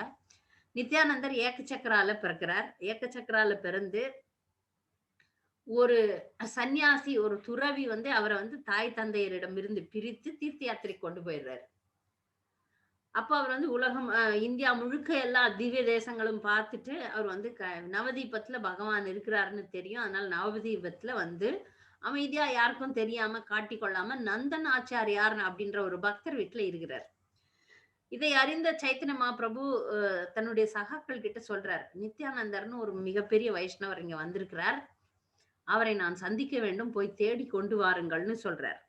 முக்கியமா ஹரிதாஸ் தாக்கூருக்கும் அத்வைத ஆச்சாரியாருக்கும் சொல்றார். ஹரிதாஸ் தாக்கூரர் உங்களுக்கு தெரியும், ஒரு இஸ்லாமியர். அவர் அத்வைத ஆச்சாரியாரனுடைய அருள் பெற்று அவர் வந்து ஒரு நல்ல வைஷ்ணவராக மாறுகிறார். அவங்க இருவரையும் போய் நித்யானந்தரை தேடி கண்டுபிடிச்சுன்னு வாங்கன்னு சொல்றாங்க. ஆனா அவர்கள் எங்க தேடியும் கிடைக்கல. பகவானுக்கு தான் அவர் எங்க இருக்கிறாருன்னு தெரியும்ல. அதனால பகவானே நந்தன் ஆச்சாரியாருடைய இல்லத்திற்கு போகிறார்.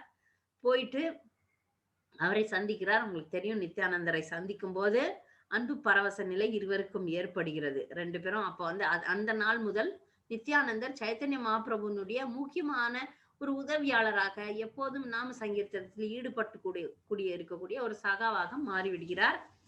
எப்பவுமே ஸ்ரீவாசருடைய வீட்டுல தான் தலைமையகம். அங்கதான் வந்து நாம சங்கீர்த்தனம் எல்லா நிகழ்ச்சிகளும் நடக்கும். ஒரு முறை வந்து குரு பூர்ணிமா அன்று, குரு பூர்ணிமாவுக்கு வந்து பொதுவாக வியாசதேவருக்கு தான் பூஜை நடக்கும்.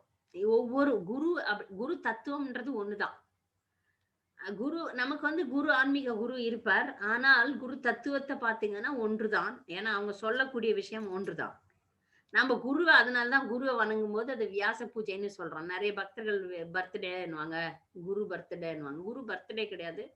குருவினுடைய அவதரித்த நாள். அந்த அவதரித்த நாள் வந்து வியாச பூஜையாக கொண்டாடப்படுகிறது. அதனால குரு பூஜை, வியாச பூஜையை கொண்டாட வேண்டும்னு இவர் சொன்னப்ப, அங்க இருந்த பக்தர்கள்லாம் வந்து குருக்கே மூலமாக இருக்கக்கூடிய மகாபிரபு இங்க இருக்கும்போது மகாபிரபுவை வணங்குவோம் சொல்லிட்டு வியாசதேவரை வணங்குவதை விட்டுட்டு மகாபிரபுவுக்கு பூஜை நடக்குது.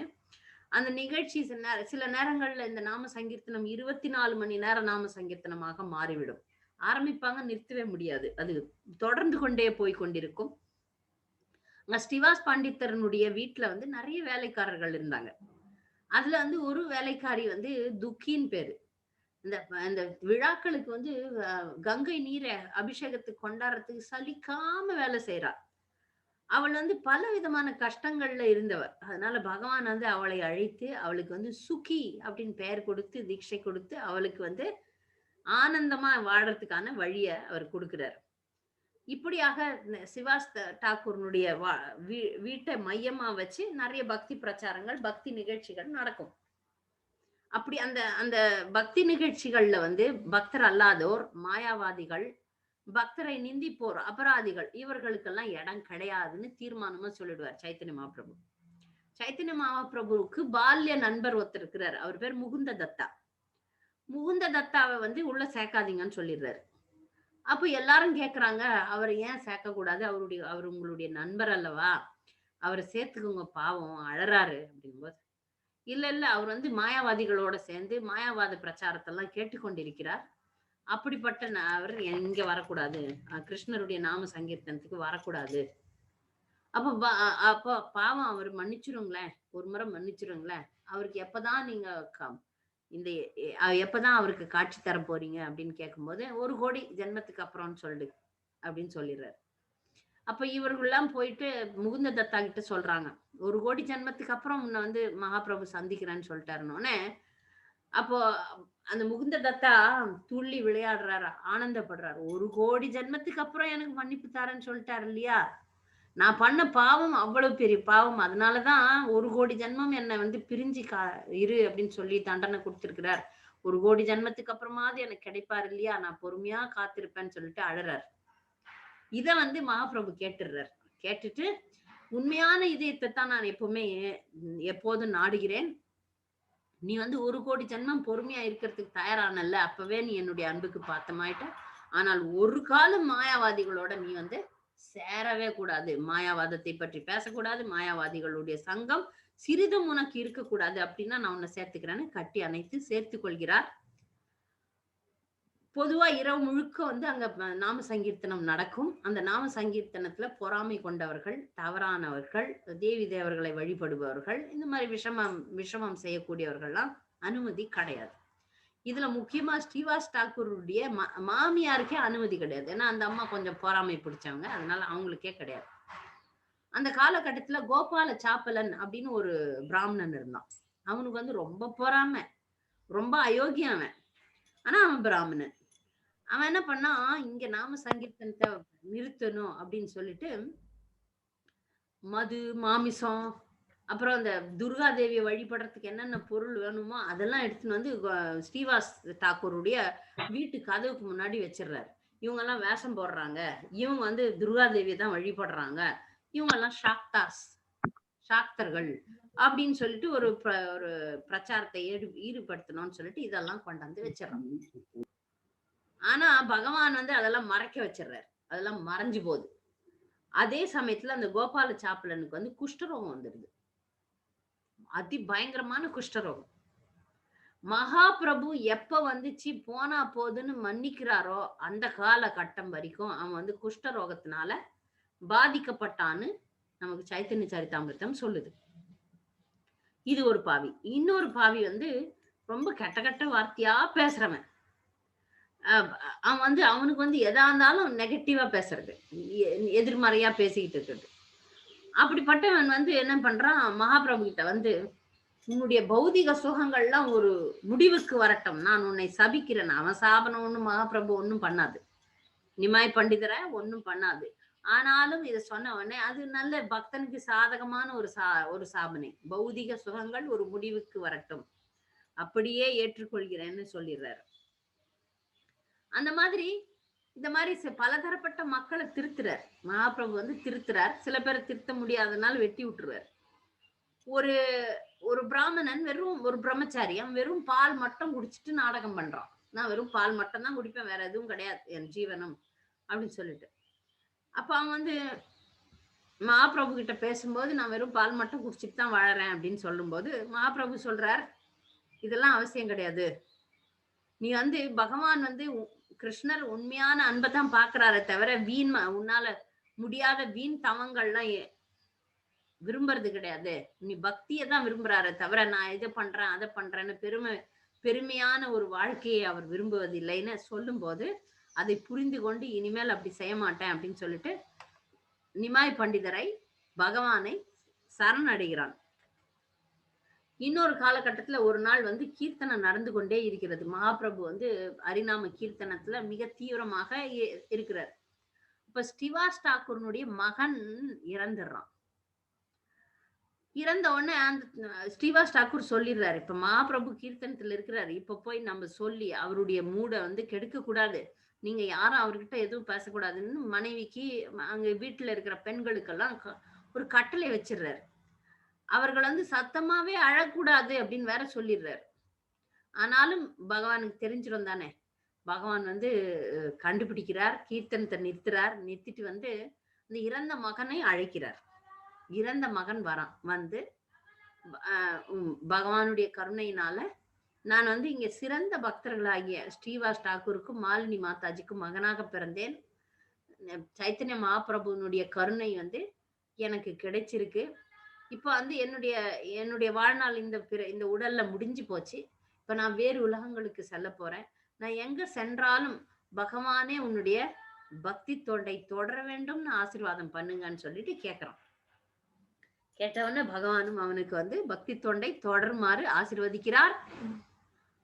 அதனால ஆசீர்வதிச்ச உடனே அவன் வந்து வேறு அந்த உடலை விட்டு போறதை வந்து எல்லாரும் பாக்குறாங்க.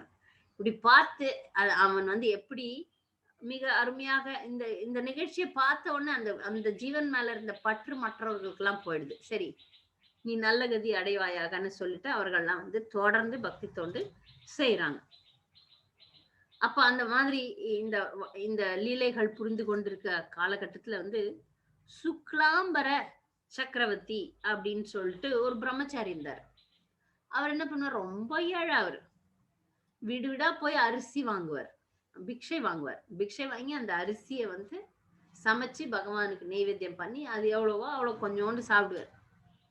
அப்போ அவர் அந்த பிக்ஷையே பகவான் போய் எடுத்து அந்த அரிசி எடுத்து சாப்பிட்டு அவர் வந்து சொல்லுவார், இதுதான் மிகப்பெரிய அருமையான பிரசாதம் அப்படின்னு சொல்லிட்டு அவரை வாழ்த்துவார்.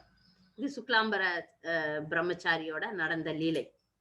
அடுத்து அவர் வந்து பிரச்சாரத்துல நாம சங்கீர்த்தனத்துல ஈடுபட்டு இருக்கும் போது ஒரு மாணவன், அவருடைய மாணவனை ஒருத்த வந்து கேக்குறான், நீங்க எப்படி பக்தியில வரும் கீர்த்தனம் தான் முக்கியம்னு சொல்றீங்களே, மற்ற பக்தி தொண்டுகள்லாம் நம்ம செய்ய வேண்டும் இல்லவா, அதெல்லாம் கூட முக்கியமாச்சே அப்படின்னு சொல்லும்போது, வெறுமனே இதையே நம்பி நீங்க எப்படி இருக்க முடியும் அப்படின்னு சொல்லும்போது பகவான் வந்து நாம சங்கீர்த்தனத்தினுடைய முக்கியத்துவத்தை சொல்றார். பகவான் கலியுகத்துல வந்து நாம ரூபத்துல அவதரித்திருக்கிறார். ஏன்னா கலியுகத்து மக்களுக்கு வந்து வேற எந்த வழிமுறைகளை கொண்டு பகவானை அடையிறது வந்து சாத்தியம் கிடையாது. மிக சுலபமான முறையான இந்த நாம சங்கீர்த்தனம் தான் எளிது, இதுதான் முக்கியமானது. பகவானே அந்த நாமத்துல இருக்கிறாரு, அதனால நாம சங்கீர்த்தனம் மிக மிக முக்கியமானது அப்படின்னு சொல்லிட்டு மேற்கோள் காட்டி அதனுடைய முக்கியத்துவத்தை அந்த மாணவனுக்கு எடுத்து கூறுகிறார். ஒரு முறை பிரச்சாரத்துல சைத்தன்ய மகாபிரபு பிரச்சாரத்துல ரொம்ப ஈடுபடணும்ட்டு தன்னுடைய சகாக்களுக்கு சொல்லுவார். ஹரிதாஸ் தாக்கூரர் மற்றும் நித்யானந்தர் 2 பேரையும் வந்து பிரச்சாரத்துல அனுப்புறார். அவங்க 2 பேரும் வீடு வீடா போய் ஹரிநாமம் சொல்லுங்கன்னு சொல்லிட்டு பிரச்சாரம் பண்ணுவாங்க. அப்படி செல்லும் போது 2 குடித்து கொண்டிருக்கும் 2 அவனுங்க வந்து அயோக்கியர்கள். அந்த ஒரு அந்த ஊர்ல இருக்கிற ரவுடிகள்னு நினைச்சுக்கங்களேன். ஜகாய், மதாய்ன்னு 2 பேர். அவர்கள் நல்லா குடிச்சு குடிபோதையில இருக்கிறாங்க. அங்க போய் அவர் வந்து நித்யானந்தரும், ஹரிதாசரும் கருணையின் வடிவங்கள். அவங்க போயிட்டு நீ ஹரிநாமத்தை சொல்லுங்கள், ஹரிநாமத்தை சொல்லுங்கள்னோன அவங்களுக்கு புரியவே இல்ல. ம். ஜகா என்ன பண்றான்? எடுக்குறான் ஒரு பானை, உடைஞ்ச பானைய எடுத்து நித்யானந்தர அடிக்க போறான். அப்ப டக்குன்னு வந்து மதாய் வந்து வேண்டாம், வேண்டாம், வேண்டாம் நீ அடிக்காதன்னு தடுக்குறான். அப்ப கூட நான் அடிப்பேன்னு சொல்லிட்டு அடிக்கும்போது, நித்யானந்தரனுடைய நெத்தியில வந்து அந்த பானை வந்து அடிச்சு ரத்தம் கொட்டுது. இத பார்த்த உடனே மகாபிரபுவுக்கு மிகப்பெரிய கோபம் வருது.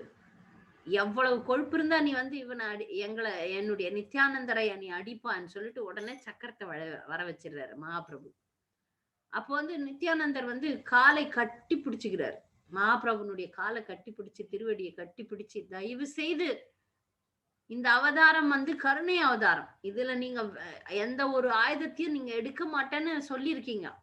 இது கருணா அவதாரம். நீங்க வந்து இவங்கள கருணையை கொண்டுதான் நீங்க வந்து ரட்சிக்கணுமே தவிர கொல்லக்கூடாது.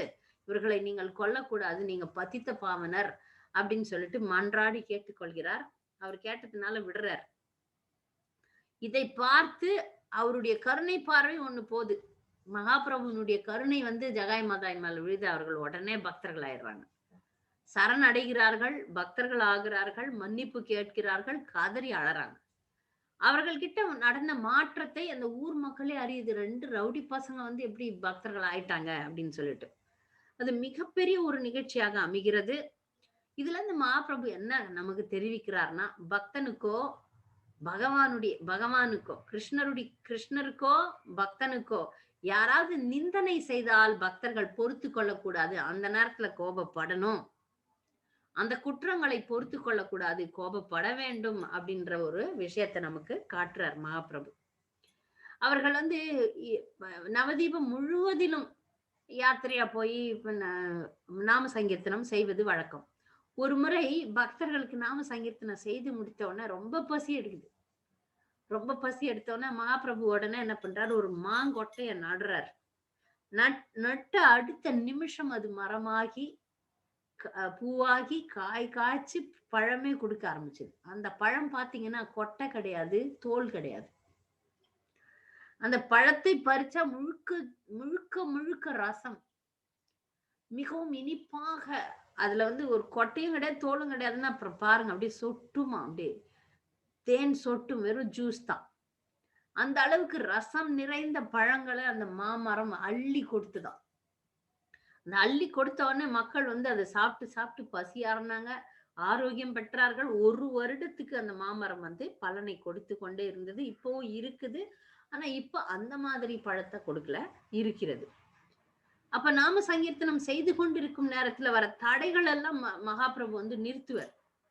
ஒரு முறை நாம சங்கீர்த்தனம் ஆரம்பிக்க போறதுக்கு முன்னாடி வந்து இடியும் மின்னலும் மழையும் கொட்டுறதுக்கு தயாராகி வருகிறது. மாயாப்பூர்ல நீங்க பாத்தீங்கன்னா எந்த நேரமும் நல்ல வெயில், கடும் வெயில் இருக்கும். ஆனா திடீர்னு புயல் வீசும், இடி இடுக்கும், எல்லா ஆபத்துகளும் வரும், மழை கொட்ட ஆரம்பிச்சிடும்.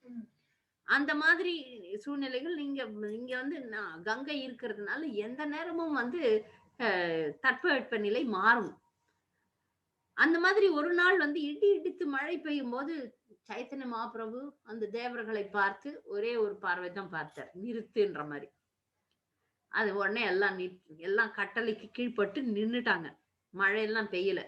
ஹரே கிருஷ்ண மந்திர கீர்த்தனத்தை அவர் தொடர்ந்து நடத்தி கொண்டு போனார்.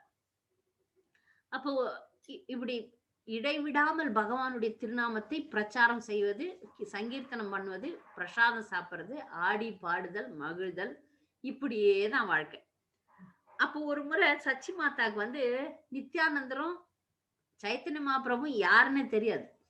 அந்த அம்மா சமையல் பண்ணி கிருஷ்ண பலராம் விக்கிரகம் வச்சிருந்தாங்க. அவங்களுக்கு நைவேத்தியம் பண்றது வழக்கம். ஒரு நாள் கனவுல இவங்க நைவேத்தியம் பண்றாங்க. ஆனா வந்து ஏற்பது நித்யானந்தரும் சைத்தன்யரும். அப்ப இவங்களுக்கு நான் கிருஷ்ணருக்கு தானே வைக்கிறேன், இவங்க வந்து சாப்பிடுறாங்க அப்படின்ற ஒரு சந்தேகம் வருது. அப்பதான் சொல்றாங்க, நீ வணங்கும் அதே கிருஷ்ணரும் பலராமரும் தான் நித்யானந்தரும் சைத்தன்யரும். நாங்கள் வந்து நிமாய் நித்தாயராக இங்க வந்திருக்கிறோம், அவதரித்திருக்கிறோம்னு சொல்லும் போது சச்சி மாதாவுக்கு வந்து கண்ணீர் பெருக்கெடுத்து ஓடுது. அவ வந்து ரொம்ப ஆச்சரியத்துக்கு உள்ளாகிறாள். அதுக்கப்புறம் அ நமக்கு வந்து வேற ஒரு ஒரு விஷயம் நடக்குது. கிழக்கு வங்காளத்துல இருந்து ஒரு மிகப்பெரிய பக்தர். அவர் பேர் புண்டரீக வித்யாநிதி. அவர் வந்து மகாபிரபுவை சந்திக்கிறதுக்காக வரார். நவதீபத்துக்கு வரார். அப்ப வந்து மகாபிரபுக்கு நான் முதல்லே பார்த்தேன் ஒரு பால்ய நண்பர் இருந்தார். அவர் பேர் வந்து முகுந்த தத்தான்ட்டு. அவருக்கு புண்டரீக வித்யாநிதி தெரியும். ஏன்னா புண்டரீக வித்யாநிதி பத்தி மகாபிரபு சொல்றார். புண்டரிகா, புண்டரிகான்னு கூப்பிட்டுட்டு இருக்கிறார். அப்ப மற்றவங்களுக்கெல்லாம் தெரியாது. யாரை இவர் கூப்பிடுறாரு அப்படின்னு சொல்லிட்டு. அப்ப முகுந்தர் வந்து சொல்றாரு, கதாதர் பண்டிட் எல்லாரும் தெரியும். சைத்தன்ய மகாபிரபுனுடைய ஒரு முக்கியமான சகா. அவர் வந்து கதாதர் பண்டிட் தான் வந்து யாரு? ஸ்ரீமதி ராதாராணி. அப்ப கதாதர் பண்டிட் வந்து இளைஞர், ஒரு பிரம்மச்சாரி. அவர்கிட்ட வந்து முகுந்த தத்தா வந்து சொல்றாரு, நம்ம வந்து போய் புண்டரிக வித்யாநிதியை சந்திப்போம் அப்படின்னு சொல்லிட்டு. சரி போலாம் அப்படின்னு சொல்லிட்டு இவரும் போறாரு. கதாதர் பண்டிட்டு, முகுந்த தத்தா 2 பேரும் போய் புண்டரிக வித்யாநிதியை சந்திக்க போறாங்க. புண்டரீக வித்யாநிதி எப்படி பார்த்தீங்கன்னா, ஒரு மிகப்பெரிய பணக்காரர். அவருக்கு ஆயிரக்கணக்கான சேவகர்கள்.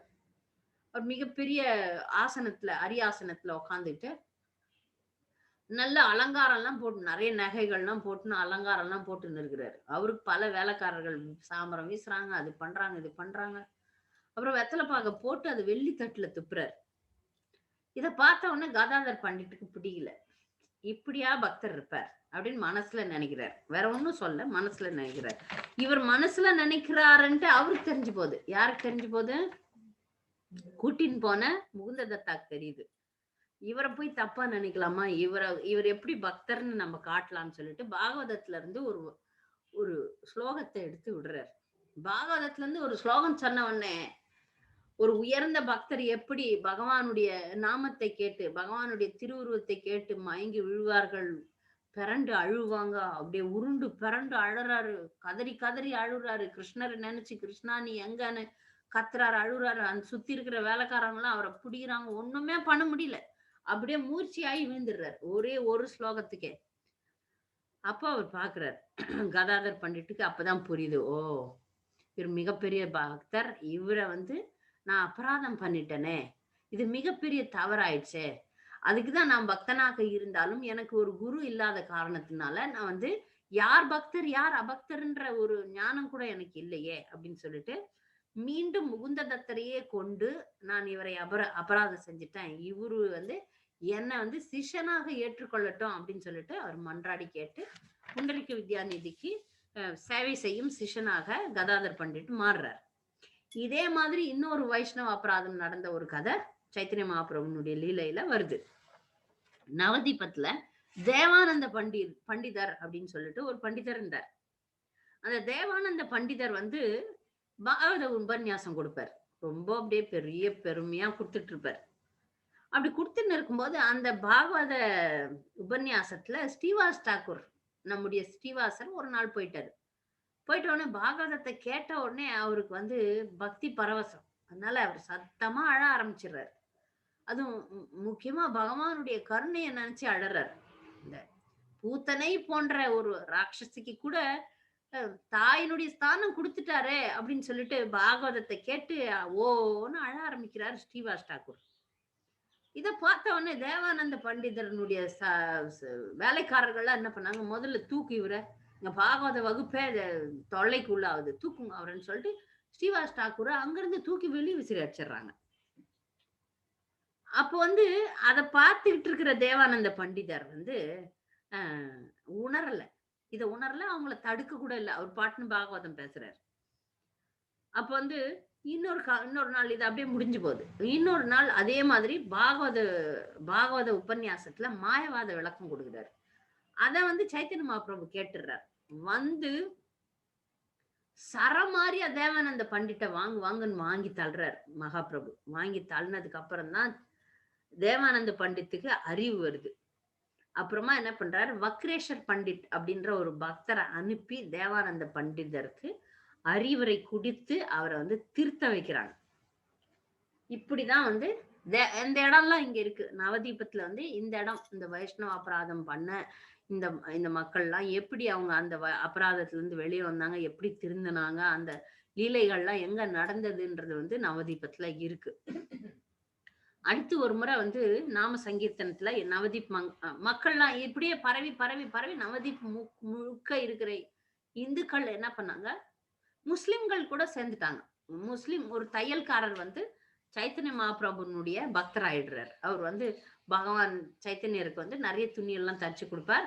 அவர்கிட்ட பழகி பழகி பழகி அவர் மிகப்பெரிய அவரும் ஒரு பக்தர் ஆயிடுறார். இப்படியாக நவதீப் முழுக்க வந்து சிறு சிறு குழுக்களா பிரிஞ்சு நாமஹட்டா மாதிரி சிறு சிறு குழுக்களா பிரிஞ்சு எல்லாரும் நாம சங்கீர்த்தனம் பண்றது. இதே எல்லா மக்களும் பண்ணோன்னு அந்த ஊர்ல இருந்த பிராமணர்களுக்கு எல்லாம் கொஞ்சம் இது வந்துருச்சு, பொறாம வந்துருது. அவங்க புரியல பக்தியினுடைய உண்மையான நிலைக்கு இவங்க எல்லாம் போயிட்டாங்கன்றது புரியாம என்ன பண்றாங்க, அங்க இருக்கிற அங்க ஆண்டு வந்த காஜி, அந்த மன்னனை காஜி அப்படின்னுவாங்க, அந்த காஜி கிட்ட போய் புகார் கொடுத்துறாங்க. புகார் கொடுத்தோடனே காஜியும் வீரமா வந்து இவர்கள் மிருதங்கம் வாசிக்கிறாங்கல்ல, அந்த மிருதங்கத்தை உடைச்சி, அந்த டோல் பங்கா அப்படின்னு சொல்லுவாங்க, டோல் பங்கான்னு அந்த மிருதங்கம் உடைஞ்சது, அந்த மிருதங்கத்தை தூக்கி உடைச்சி போட்டுட்டு, இனி நீங்க வந்து நாம சங்கீர்த்தனம் பண்ணீங்கன்னா நான் வந்து உங்களை வந்து தும்சம் பண்ணிடுவேன்னு. அந்த நேரத்துல சைத்தன்ய மகாபிரபு அங்க இல்ல. பக்தர்கள் பண்ண இடத்துல இந்த மாதிரி பண்ணிட்டு காசி சந்த் காசி வந்து போயிடுவாங்க. அப்போ பகவான் வந்து என்ன பண்ணாரு, அன்னைக்கு இரவு வந்து எல்லாரையும் ஆலோசனை பண்றார். இங்க இது நடக்குது. அங்க சந்த் காசிக்கு வந்து கனவுல நரசிம்மர் வந்து உக்கிரமா வந்து, நீ வந்து என் பக்தர்களை கைய வச்சே கீழ்ச்சிடுவேன் அப்படின்னு சொல்லி பயமுறுத்திடுறாரு. வந்து அங்க வந்து நெஞ்சில கை வச்சு பூரிட்டு போயிடுவாரு. பயம் மட்டும் காட்டுறாரு, உயிரை எடுக்கல. இங்க அதுக்குள்ள வந்து சைத்தன்ய மகாபிரபு வந்து இந்த மாதிரி யாரையும் கொல்றது கிடையாது, யாரையும் தண்டிக்கிறது இல்ல, திட்டுறது கிடையாது, ஒண்ணும் கிடையாது. அதனால சைத்தன்ய மகாபிரபு ஒரு ஆலோசனை பண்றாரு. நம்ம வந்து ஒரு அமைதி பேரணி, அவர் காலத்திலே பாருங்க அமைதி பேரணியை கொண்டாடலாம். எல்லாரும் தீப்பந்தங்களை எடுத்துக்கொள்ளுங்கணும். ஆயிரக்கணக்கான லட்சக்கணக்கான மக்கள் நாம சங்கீர்த்தனத்துக்கு அப்படியே தீப்பந்தம் எடுத்துக்கின்னு சந்து காசி வீட்டுக்கு போறாங்க. சந்து காசி மேல இருந்து பாக்குறான், அவனுக்கு ஏற்கனவே நரசிம்மர் வேற கனவுல வந்துட்டாரு, ஏதோ சிங்கம் வந்துருச்சு என்ன பயமுறுத்திடுச்சுன்னு பயந்து போயிருக்கிறான். இது பத்தாவதுக்கு நம்ம மகாபிரபு வந்து மிகப்பெரிய கூட்டத்தை கூட்டின்னு வர்றார். கூட்டத்தெல்லாம் வெளியே நிக்க வச்சுட்டு அவர் மட்டும் சந்த் காசி கிட்ட பேசுறார். பேசி உட்கார்ந்து அந்த உரையாடல மிகப்பெரிய உரையாடல். அந்த சந்த் காசிய வந்து பக்தியினுடைய மேன்மை, பகவானுடைய பெருமைகள், பகவானே தானே வந்திருக்கிறாரு. அதனால சந்த் காசி சரணடைய வச்சிடுறாரு. சரணடைஞ்சு வச்சோடனே சந்த் காசி வந்து மன்னிப்பு கேட்டு என்ன சொல்றான்னா, நான் வந்து இனி இந்த இந்த நாட்டுல நாம சங்கீர்த்தனத்தை நிறுத்த மாட்டோம். நாம சங்கீர்த்தனம் பண்றவங்களுக்கு எந்த ஒரு தொல்லையும் வராமல் நாங்கள் பாதுகாப்போம் அப்படின்னு சொல்லிட்டு ஒரு முடிவை எடுத்து இது பண்றான். இன்னைக்கு கூட சந்த் காசியினுடைய சமாதிக்கு பக்தர்கள் போறது வழக்கம். அவரை வந்து ஒரு பக்தனாக மக்கள் வந்து ஏற்றுக்கொண்டார்கள். மக்கள் வந்து அவரை வந்து ஒரு பக்தனாக பார்க்க ஆரம்பிச்சுட்டாங்க. அதுக்கப்புறம் வந்து சைத்தன்ய மகாபிரபு ஒரு விஷயத்த பாக்குறார். அவர் வந்து இல்லறத்துல இருந்து கொண்டு அவர் பிரச்சாரம் பண்ணும்போது மக்கள் வந்து அவ்வளவு முழுமையாக பக்தியை ஏற்றுக்கொள்ளவில்லை அப்படின்றத பாக்குறார். அதனால மக்களை வந்து பக்தி ஏற்றுக்கொள்ள வைக்கணும்னா ஒரு வழி வந்து தான் சந்நியாசம் மேற்கொள்ளுதல் அப்படின்ற முடிவை எடுக்கணும் அப்படின்னு சொல்லிட்டு அவர் வந்து தான் சந்நியாசம் எடுக்க வேண்டும் அப்படின்ற ஒரு முடிவை வந்து அவர் எடுக்கிறார். சன்னியாசியாக நம்ம மாறிட்டோம்னா எந்த ஒரு பிரச்சனையும் இருக்காது. அதனால நான் வந்து சந்நியாசம் எடுக்கணும். பிரச்சாரத்துக்காக கலியுகத்துல வந்து சந்நியாசம் கிடையாது. ஆனா வந்து பிரச்சாரத்துக்காக நம்ம வந்து சந்நியாசம் எடுத்துதான் ஆகணும். மக்களுக்கு வந்து கிருஷ்ண பிரேமியை கொடுக்கணும்னா இதை தவிர வேற வழி இல்லைன்ட்டு அந்த ஒரு முடிவு எடுக்கிறார். ஆனா அது சச்சி மாதாவுக்கு வந்து ஏற்புடையதாக இல்லை. சச்சி மாதா வந்து கதறி கதறி அழறாங்க. மற்ற பக்தர்களையும் வந்து நிந்திக்கிறாங்க. உங்களாலதான் என் மகன் வந்து மனம் மாறிட்டான் அப்படின்னு சொல்லிட்டு நிந்திக்க ஆரம்பிக்கிறார்கள். இன்னைக்கு பாடம் வந்து இதோட நிறுத்துறேன் நானு. சந்நியாச லீலை வந்து நாளைக்கு சொல்லலாம். சந்நியாசம் எடுத்து பகவான் சைத்தன்யர் தீர்த்த யாத்திரை போனது, பூரியில இருந்தது. இங்கேயே நவதீபத்திலே கொஞ்ச நாள் இருப்பார். இருந்து செய்த லீலைகள்லாம் வந்து நாளைக்கு பார்த்துட்டு சுருக்கமாக நாளைக்கு வந்து கொஞ்சம் சுருக்கமாக அவருடைய லீலைகளை பார்ப்போம்.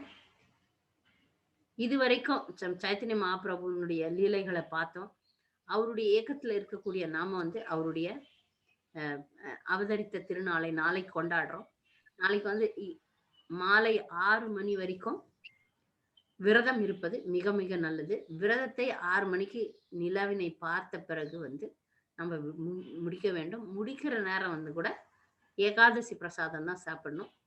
முழுக்க முழுக்க ஹரிநாம சங்கீர்த்தனம், பகவானுடைய திருநாம பகவானுடைய லீலைகளை கேட்பதில் முடிந்தவர்கள் நாங்கெல்லாம் கங்கையில இருக்கிறோம், கங்கை நீராட வேண்டும். முடிந்த வரைக்கும் பகவானுடைய சேவையில நாளைய தினத்தை நாம் கழிப்போமாக. பகவானுக்கு பல்வேறு விதமான நைவேத்தியங்களை நாளைக்கு ஏகாதசி தான், நாளைய மறுநாள் தான் வேற ஏதாவது நம்ம நைவேத்தியம் பண்ணலாம். அது ஜெகநாத் மிஸ்ரா விருந்து கொடுக்கிற நாள். அந்த நாள்ல நீங்க மற்ற பலகாரங்களை செய்யலாம். மகாபிரபுக்கு ஏகாதசி தான், ஏகாதசி பிரசாதங்களை தான் நம்ம படைக்கணும். பக்தர்களுக்கு கூடுதல் கருத்துக்கள் இல்ல சந்தேகங்கள் ஏதாவது இருந்தால் கேட்கலாம், பகிர்ந்து கொள்ளலாம். ஹரே கிருஷ்ணா. ஹரே கிருஷ்ணா மாதாஜி. சொல்லுங்க மாதாஜி. இப்ப மகாபிரபு கருணை இல்லம் சொல்லுவாங்க, நிறைய கருணை காட்டக்கூடியவர். அவர் இப்ப நாஸ்திகவாதியா இருந்தா கூட அவங்க அவர்கிட்ட வந்தா கருணை காட்டி அவங்கள அந்த இதுல எடுத்துருவாரு அப்படின்னு. அப்ப மாதாஜி, இப்ப நம்ம கிட்ட வாரவங்க சில பேர் நாஸ்திகவாதியா இருப்பாங்க, பகவானை பத்தி தரக்குறைவா பேசக்கூடியவங்களா இருப்பாங்க. அவங்களுக்கு போதிக்க கூடாது, அவங்கள விட்டு நம்ம இது பண்ணிரோன்னு, அவங்களுக்கு எடுத்துக்கொள்றதுக்கு இது இல்லாம இருக்கும் அப்படின்னு சொல்றீங்க தானே மாதாஜி? அப்ப அதை எப்படி புரிஞ்சுக்கிறது? இப்ப பகவான் சொல்றாரு அவங்களா இருந்தா கூட நீங்க போதனை பண்ணுங்க, அப்ப நம்மளுக்கு வரக்குள்ள நம்ம அதை எப்படி மாதாஜி புரிஞ்சு கொள்ளணும்? அதாவது மிக உயர்ந்த பக்தர்களை பொறுத்த வரைக்கும், மிக உயர்ந்த நிலையில இருக்கக்கூடிய பக்தர்களை பொறுத்த வரைக்கும் எந்த ஒரு பாகுபாடும் காட்டவே மாட்டாங்க. ஜீவன்கள் கிட்ட எந்த ஒரு பாகுபாடும் காட்ட மாட்டாங்க.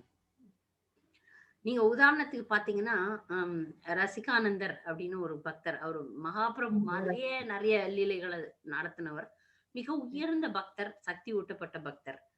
ஒரு யானைக்கு கூட தீட்சை கொடுக்கிறார். நீங்க அவருடைய வரலாற்றுல பாத்தீங்கன்னா, யானைக்கு கோபால்னு பேரு, மதம் பிடித்த யானையை அடக்கி அது கோபால்னு தீட்சை கொடுக்கிறார். இதெல்லாம் மிகப்பெரிய பக்தர்களுக்கு சாத்தியமாகக்கூடிய விஷயம். நாம நம்முடைய சாதனை, நம்முடைய பக்தி, நம்முடைய விஷயங்கள்லயே தத்தளித்து கொண்டிருக்கிறோம். நமக்கு குருவனுடைய சக்தி, நாம சக்தி ஊட்டப்பட்டவர்கள் என்றால் பிரச்சாரம் செய்வது மிக எளிதாயிடும். இத வச்சு என்னுடைய தூய்மைத்தனத்தை நம்முடைய தூய்மைத்தனத்தை நம்ம பார்த்துக்கலாம். தூய்மையான பக்தர்கள் போகும்போது பாத்தீங்கன்னா, அவங்க ஒரு வார்த்தை சொல்லுவாங்க. ஒரு நம்முடைய குழுவில இருக்கிற வைஷ்ணவி மாதாஜி, அவங்க குருவனுடைய வியாச பூஜையில ஒரு வாசகம் சொன்னாங்க. அவங்க அதற்கு முன்னாடி நிறைய பக்தர்கள் அவங்க பார்த்திருக்கலாம். ஆனா அவங்க குருதேவர் சொன்னாராம், ஒரே முதல் பார்த்த அன்னைக்கே நீங்க சாண்டிங் பண்ணுங்கன்னு. அவங்க உடனே பண்ண ஆரம்பிச்சிருக்கிறாங்க. 16 மாலைகளை உடனே ஜபம் பண்ணுங்கன்னு குருதேவர் சொன்னார். வேற ஒண்ணும் இல்லை. அந்த குருதேவனுடைய தூய்மை அவங்க உடனே அந்த நாள்ல இருந்து ஜபம் பண்ண ஆரம்பிச்சிட்டாங்க. இதே கூட இந்த மாதிரி நிறைய விஷயங்கள் நம்ம பாக்குறோம். புனிதமான பக்தர்கள் சும்மா ஒன்னும் சொல்ல மாட்டாங்க. ஒரு புத்தகம் இருந்தாங்க, அப்படி புத்தகம் கொடுப்பாங்க, வாங்கிப்பாங்க. சோ அது மிகப்பெரிய பக்தர்களுக்கு அவங்க பாகுபாடும் காட்ட மாட்டாங்க. விரைவில் மக்களை ஏற்றுக்கொள்கிறார்கள். நம்ம எல்லாம் சாதாரண நிலையில இருக்கக்கூடிய பக்தர்களாகிய நாம நம்முடைய நேரம் கண்டிப்பா எல்லாருக்கும் கருணை காட்டணும். பிரசாதம்ன்றத நாம் எவ்வளவு முடியுதோ அவ்வளவு பிரசாத விநியோகம் செய்ய வேண்டும், புத்தக விநியோகம் செய்ய வேண்டும், பிரச்சாரம் செய்ய வேண்டும். அது நம்மை மீறி, நம்மை சக்திக்கு மீறி போகும்போதுதான் நான் விட்டுருங்கன்னு சொல்றது. வாய்ப்புகளை கொடுத்து நம்முடைய நேரத்தை நேரத்தை கொடுத்து உய்விக்க விரும்பாமல் ஓடுறவங்களை பார்க்கும்போது என்ன பண்ணுவீங்க நீங்க? அவர்கள் விருப்பம், உனக்கு நான் தயாரா இருக்கிறேன், உன்னை உய்விக்க, உனக்கு உதவி புரிய நான் என்னுடைய சக்தி எவ்வளவு முடியுமோ அவ்வளவு நான் தயாரா இருக்கிறேன்னு நம்ம காமிச்ச பிறகும் ஓடுறவங்கள பின்னாடி போறதுதான் வேண்டான்னு நான் சொல்லுவேனே தவிர, முயற்சி செய்வது தவறு கிடையாது. உங்களுடைய நேரத்தினுடைய உங்களுடைய சாதனை, ஏன்னா நம்மளை முன்னேற்றி கொண்டு மற்றவர்களுக்கு முன்னேற்றத்துக்கு போனோம். நம்ம சாதன சித்தர்கள் கிடையாது. சாதன சித்தர்கள்னா என்னன்னா, ஏற்கனவே சாதிச்சுட்டாங்க, இனி அவங்க மேல வந்துட்டாங்க, ஒரு ஒரு ஒரு ஒரு உயரத்துக்கு வந்துட்டாங்க. அது தெளிவான உயரம், நிலையான திடமான பக்தி நிலைக்கு வந்தவங்களுக்கு சுலபமாக மாறக்கூடிய விஷயம். நாம எல்லாம் தலைகீழா நின்னா கூட வரமாட்டேன்றாங்களே பக்திக்கு. அதனாலதான் நான் அந்த மாதிரி சொல்லியிருக்கிறேன். மகாபிரபு பாருங்க பாருங்க யாருமே யானை, புலி, சிங்கம் எல்லாரையும் பக்தராக்கிட்டாரு. இந்த ஜகாய், மதாய், கல்லெடுத்து அச்சவன், போக்கிரி, மாயாவாதி ஒரு பெரிய கூட்டத்தையே பக்தர்களா மாத்துவார் காசில. இதற்கு மிக பெரிய உதாரணம் ஸ்ரீல பிரபுபாதர்.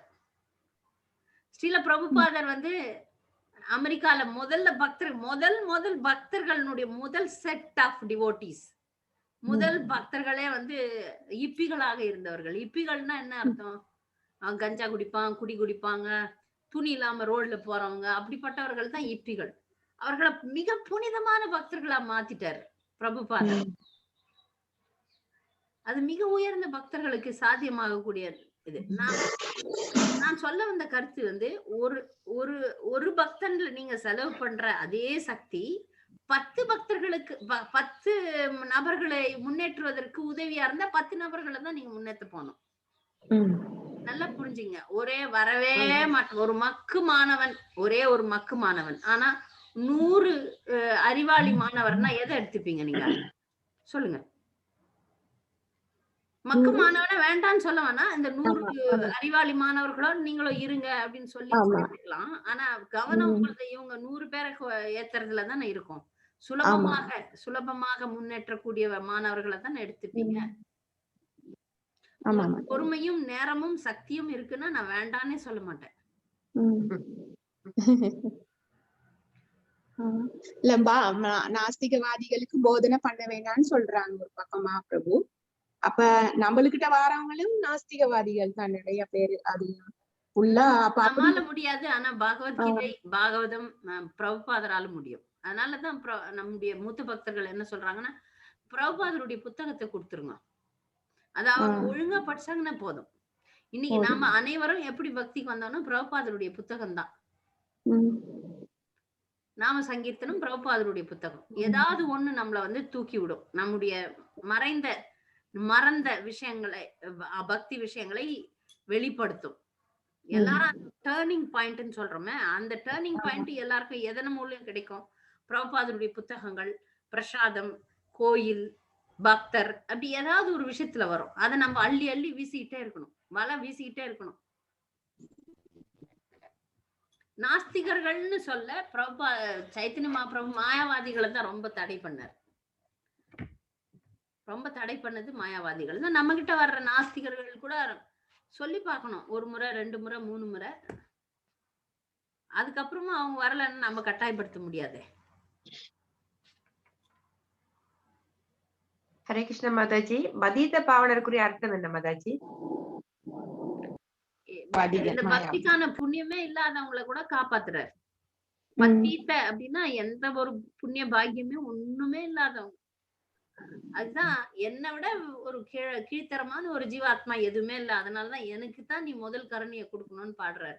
ஸ்ரீ கிருஷ்ண சைதன்யா பிரபு தயா கரோ மோரே அமாபினா துமாபினா கோதயாலு ஜெகத்த சம்சாரி. இந்த உலகத்துல உன்னோட பெரிய தயை கொடுக்கக்கூடிய கடவுள் யாரும் கிடையாது. என்னை விட தாழ்த்தப்பட்ட ஒரு ஜீவாத்மா உலகத்துல கிடையாது. அதனால எனக்கு தான் நீ முதல்ல காரணியை காட்டணும்னு பாடுறாரு. நாளைக்கு படிக்கக்கூடிய ஸ்லோகம் மாதாஜி, நாளைக்கு படி மார்னிங். அதான் அந்த 108 நீங்க சைத்தன்ய லீலையில அந்த 108 பெயர்கள், அது வந்து 6ல இருந்து 8:30க்குள்ள படிக்கணும்.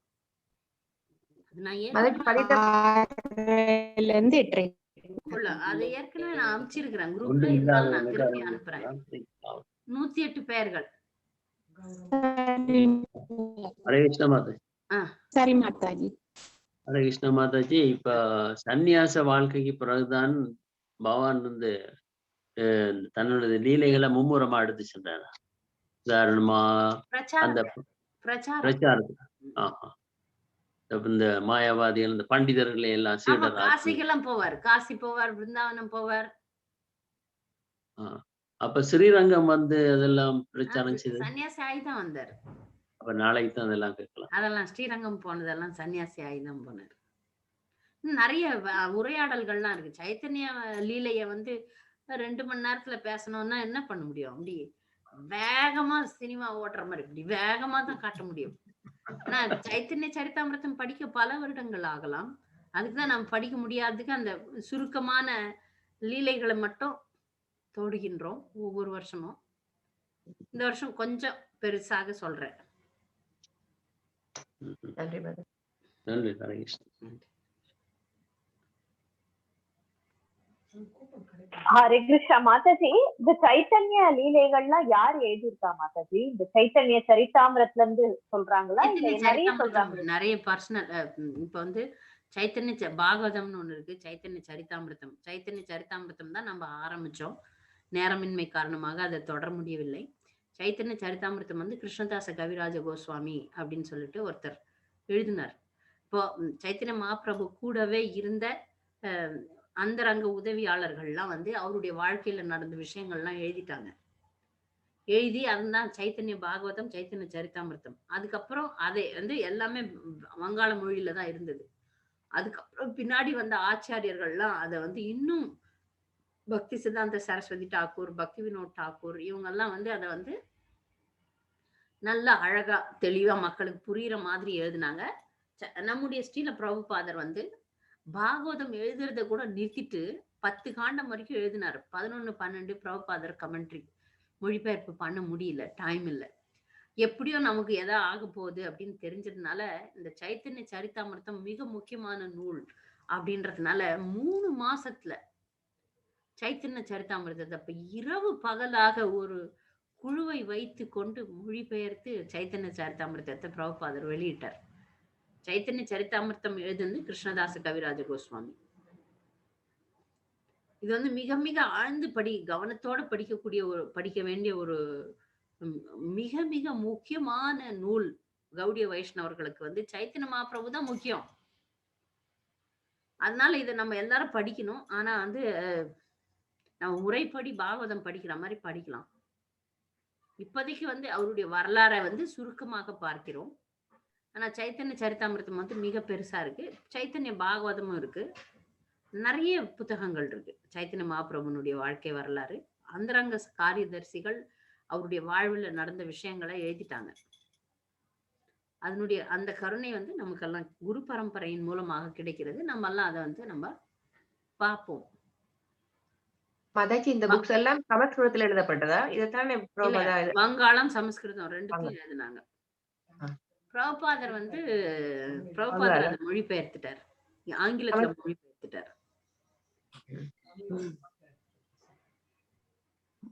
கிருஷ்ண மாதாஜி அந்த இப்ப இந்த நாளைக்கு வந்து பக்தர்கள் மட்டும் ஏகாதசி பிரசாதம், இப்ப பகவானுக்கு மற்ற பிரசாதம் வைக்க கூடாதா, படைக்க கூடாதா நாங்க சாப்பிடாட்டு? ஆனா சைத்தன்யமா இங்க வந்து ஏகாதசி தான் டெய்டிஸ்க்கு, ஜெகநாதருக்கு வைக்கலாம், பகவானுக்கு வைக்கலாம்னு தான் நினைக்கிறேன். பூஜாரிகளுக்கு தான் தெரியும், எனக்கு தெரியாது. ஏன்னா எங்களுக்கு வந்து என்ன சொல்லியிருக்கிறாங்கன்னா ஏகாதசி பலகாரம் தான் நீங்க செஞ்சு கோயில்ல வந்து பக்தர்கள் ஒவ்வொரு விசேஷத்துக்கும் பகவானுக்கு நெய்வேத்தியம் பண்ணுவோம். அதனால வந்து பகவானுக்கு வந்து ஏகாதசியே பண்ணி கொடுங்க அப்படின்னு சொல்லியிருக்கிறாங்க. அதான் எனக்கு புதிரா இருந்தது. எனக்கு தெரிஞ்சு பகவானுக்கு வைக்கலான்னு தான் நான் நினைக்கிறேன். பக்தர்கள் தான் எடுத்துக்கூடாது, பகவான் சாப்பிடலாம்.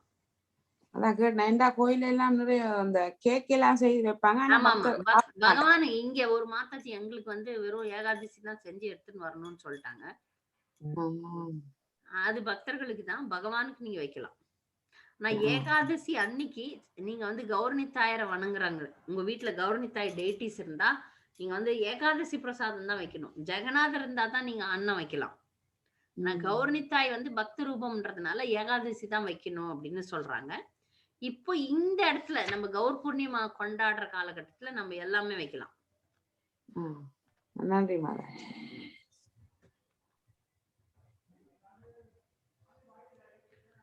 நாளை வந்து வகுப்புல சந்திக்கலாம். வாஞ்சா கல்பதர்பஸ்ய கிருபா சிந்துப்யேவச பதிதானம் பாவனேப்யோ வைஷ்ணவேப்யோ நமோ நமः. நன்றி.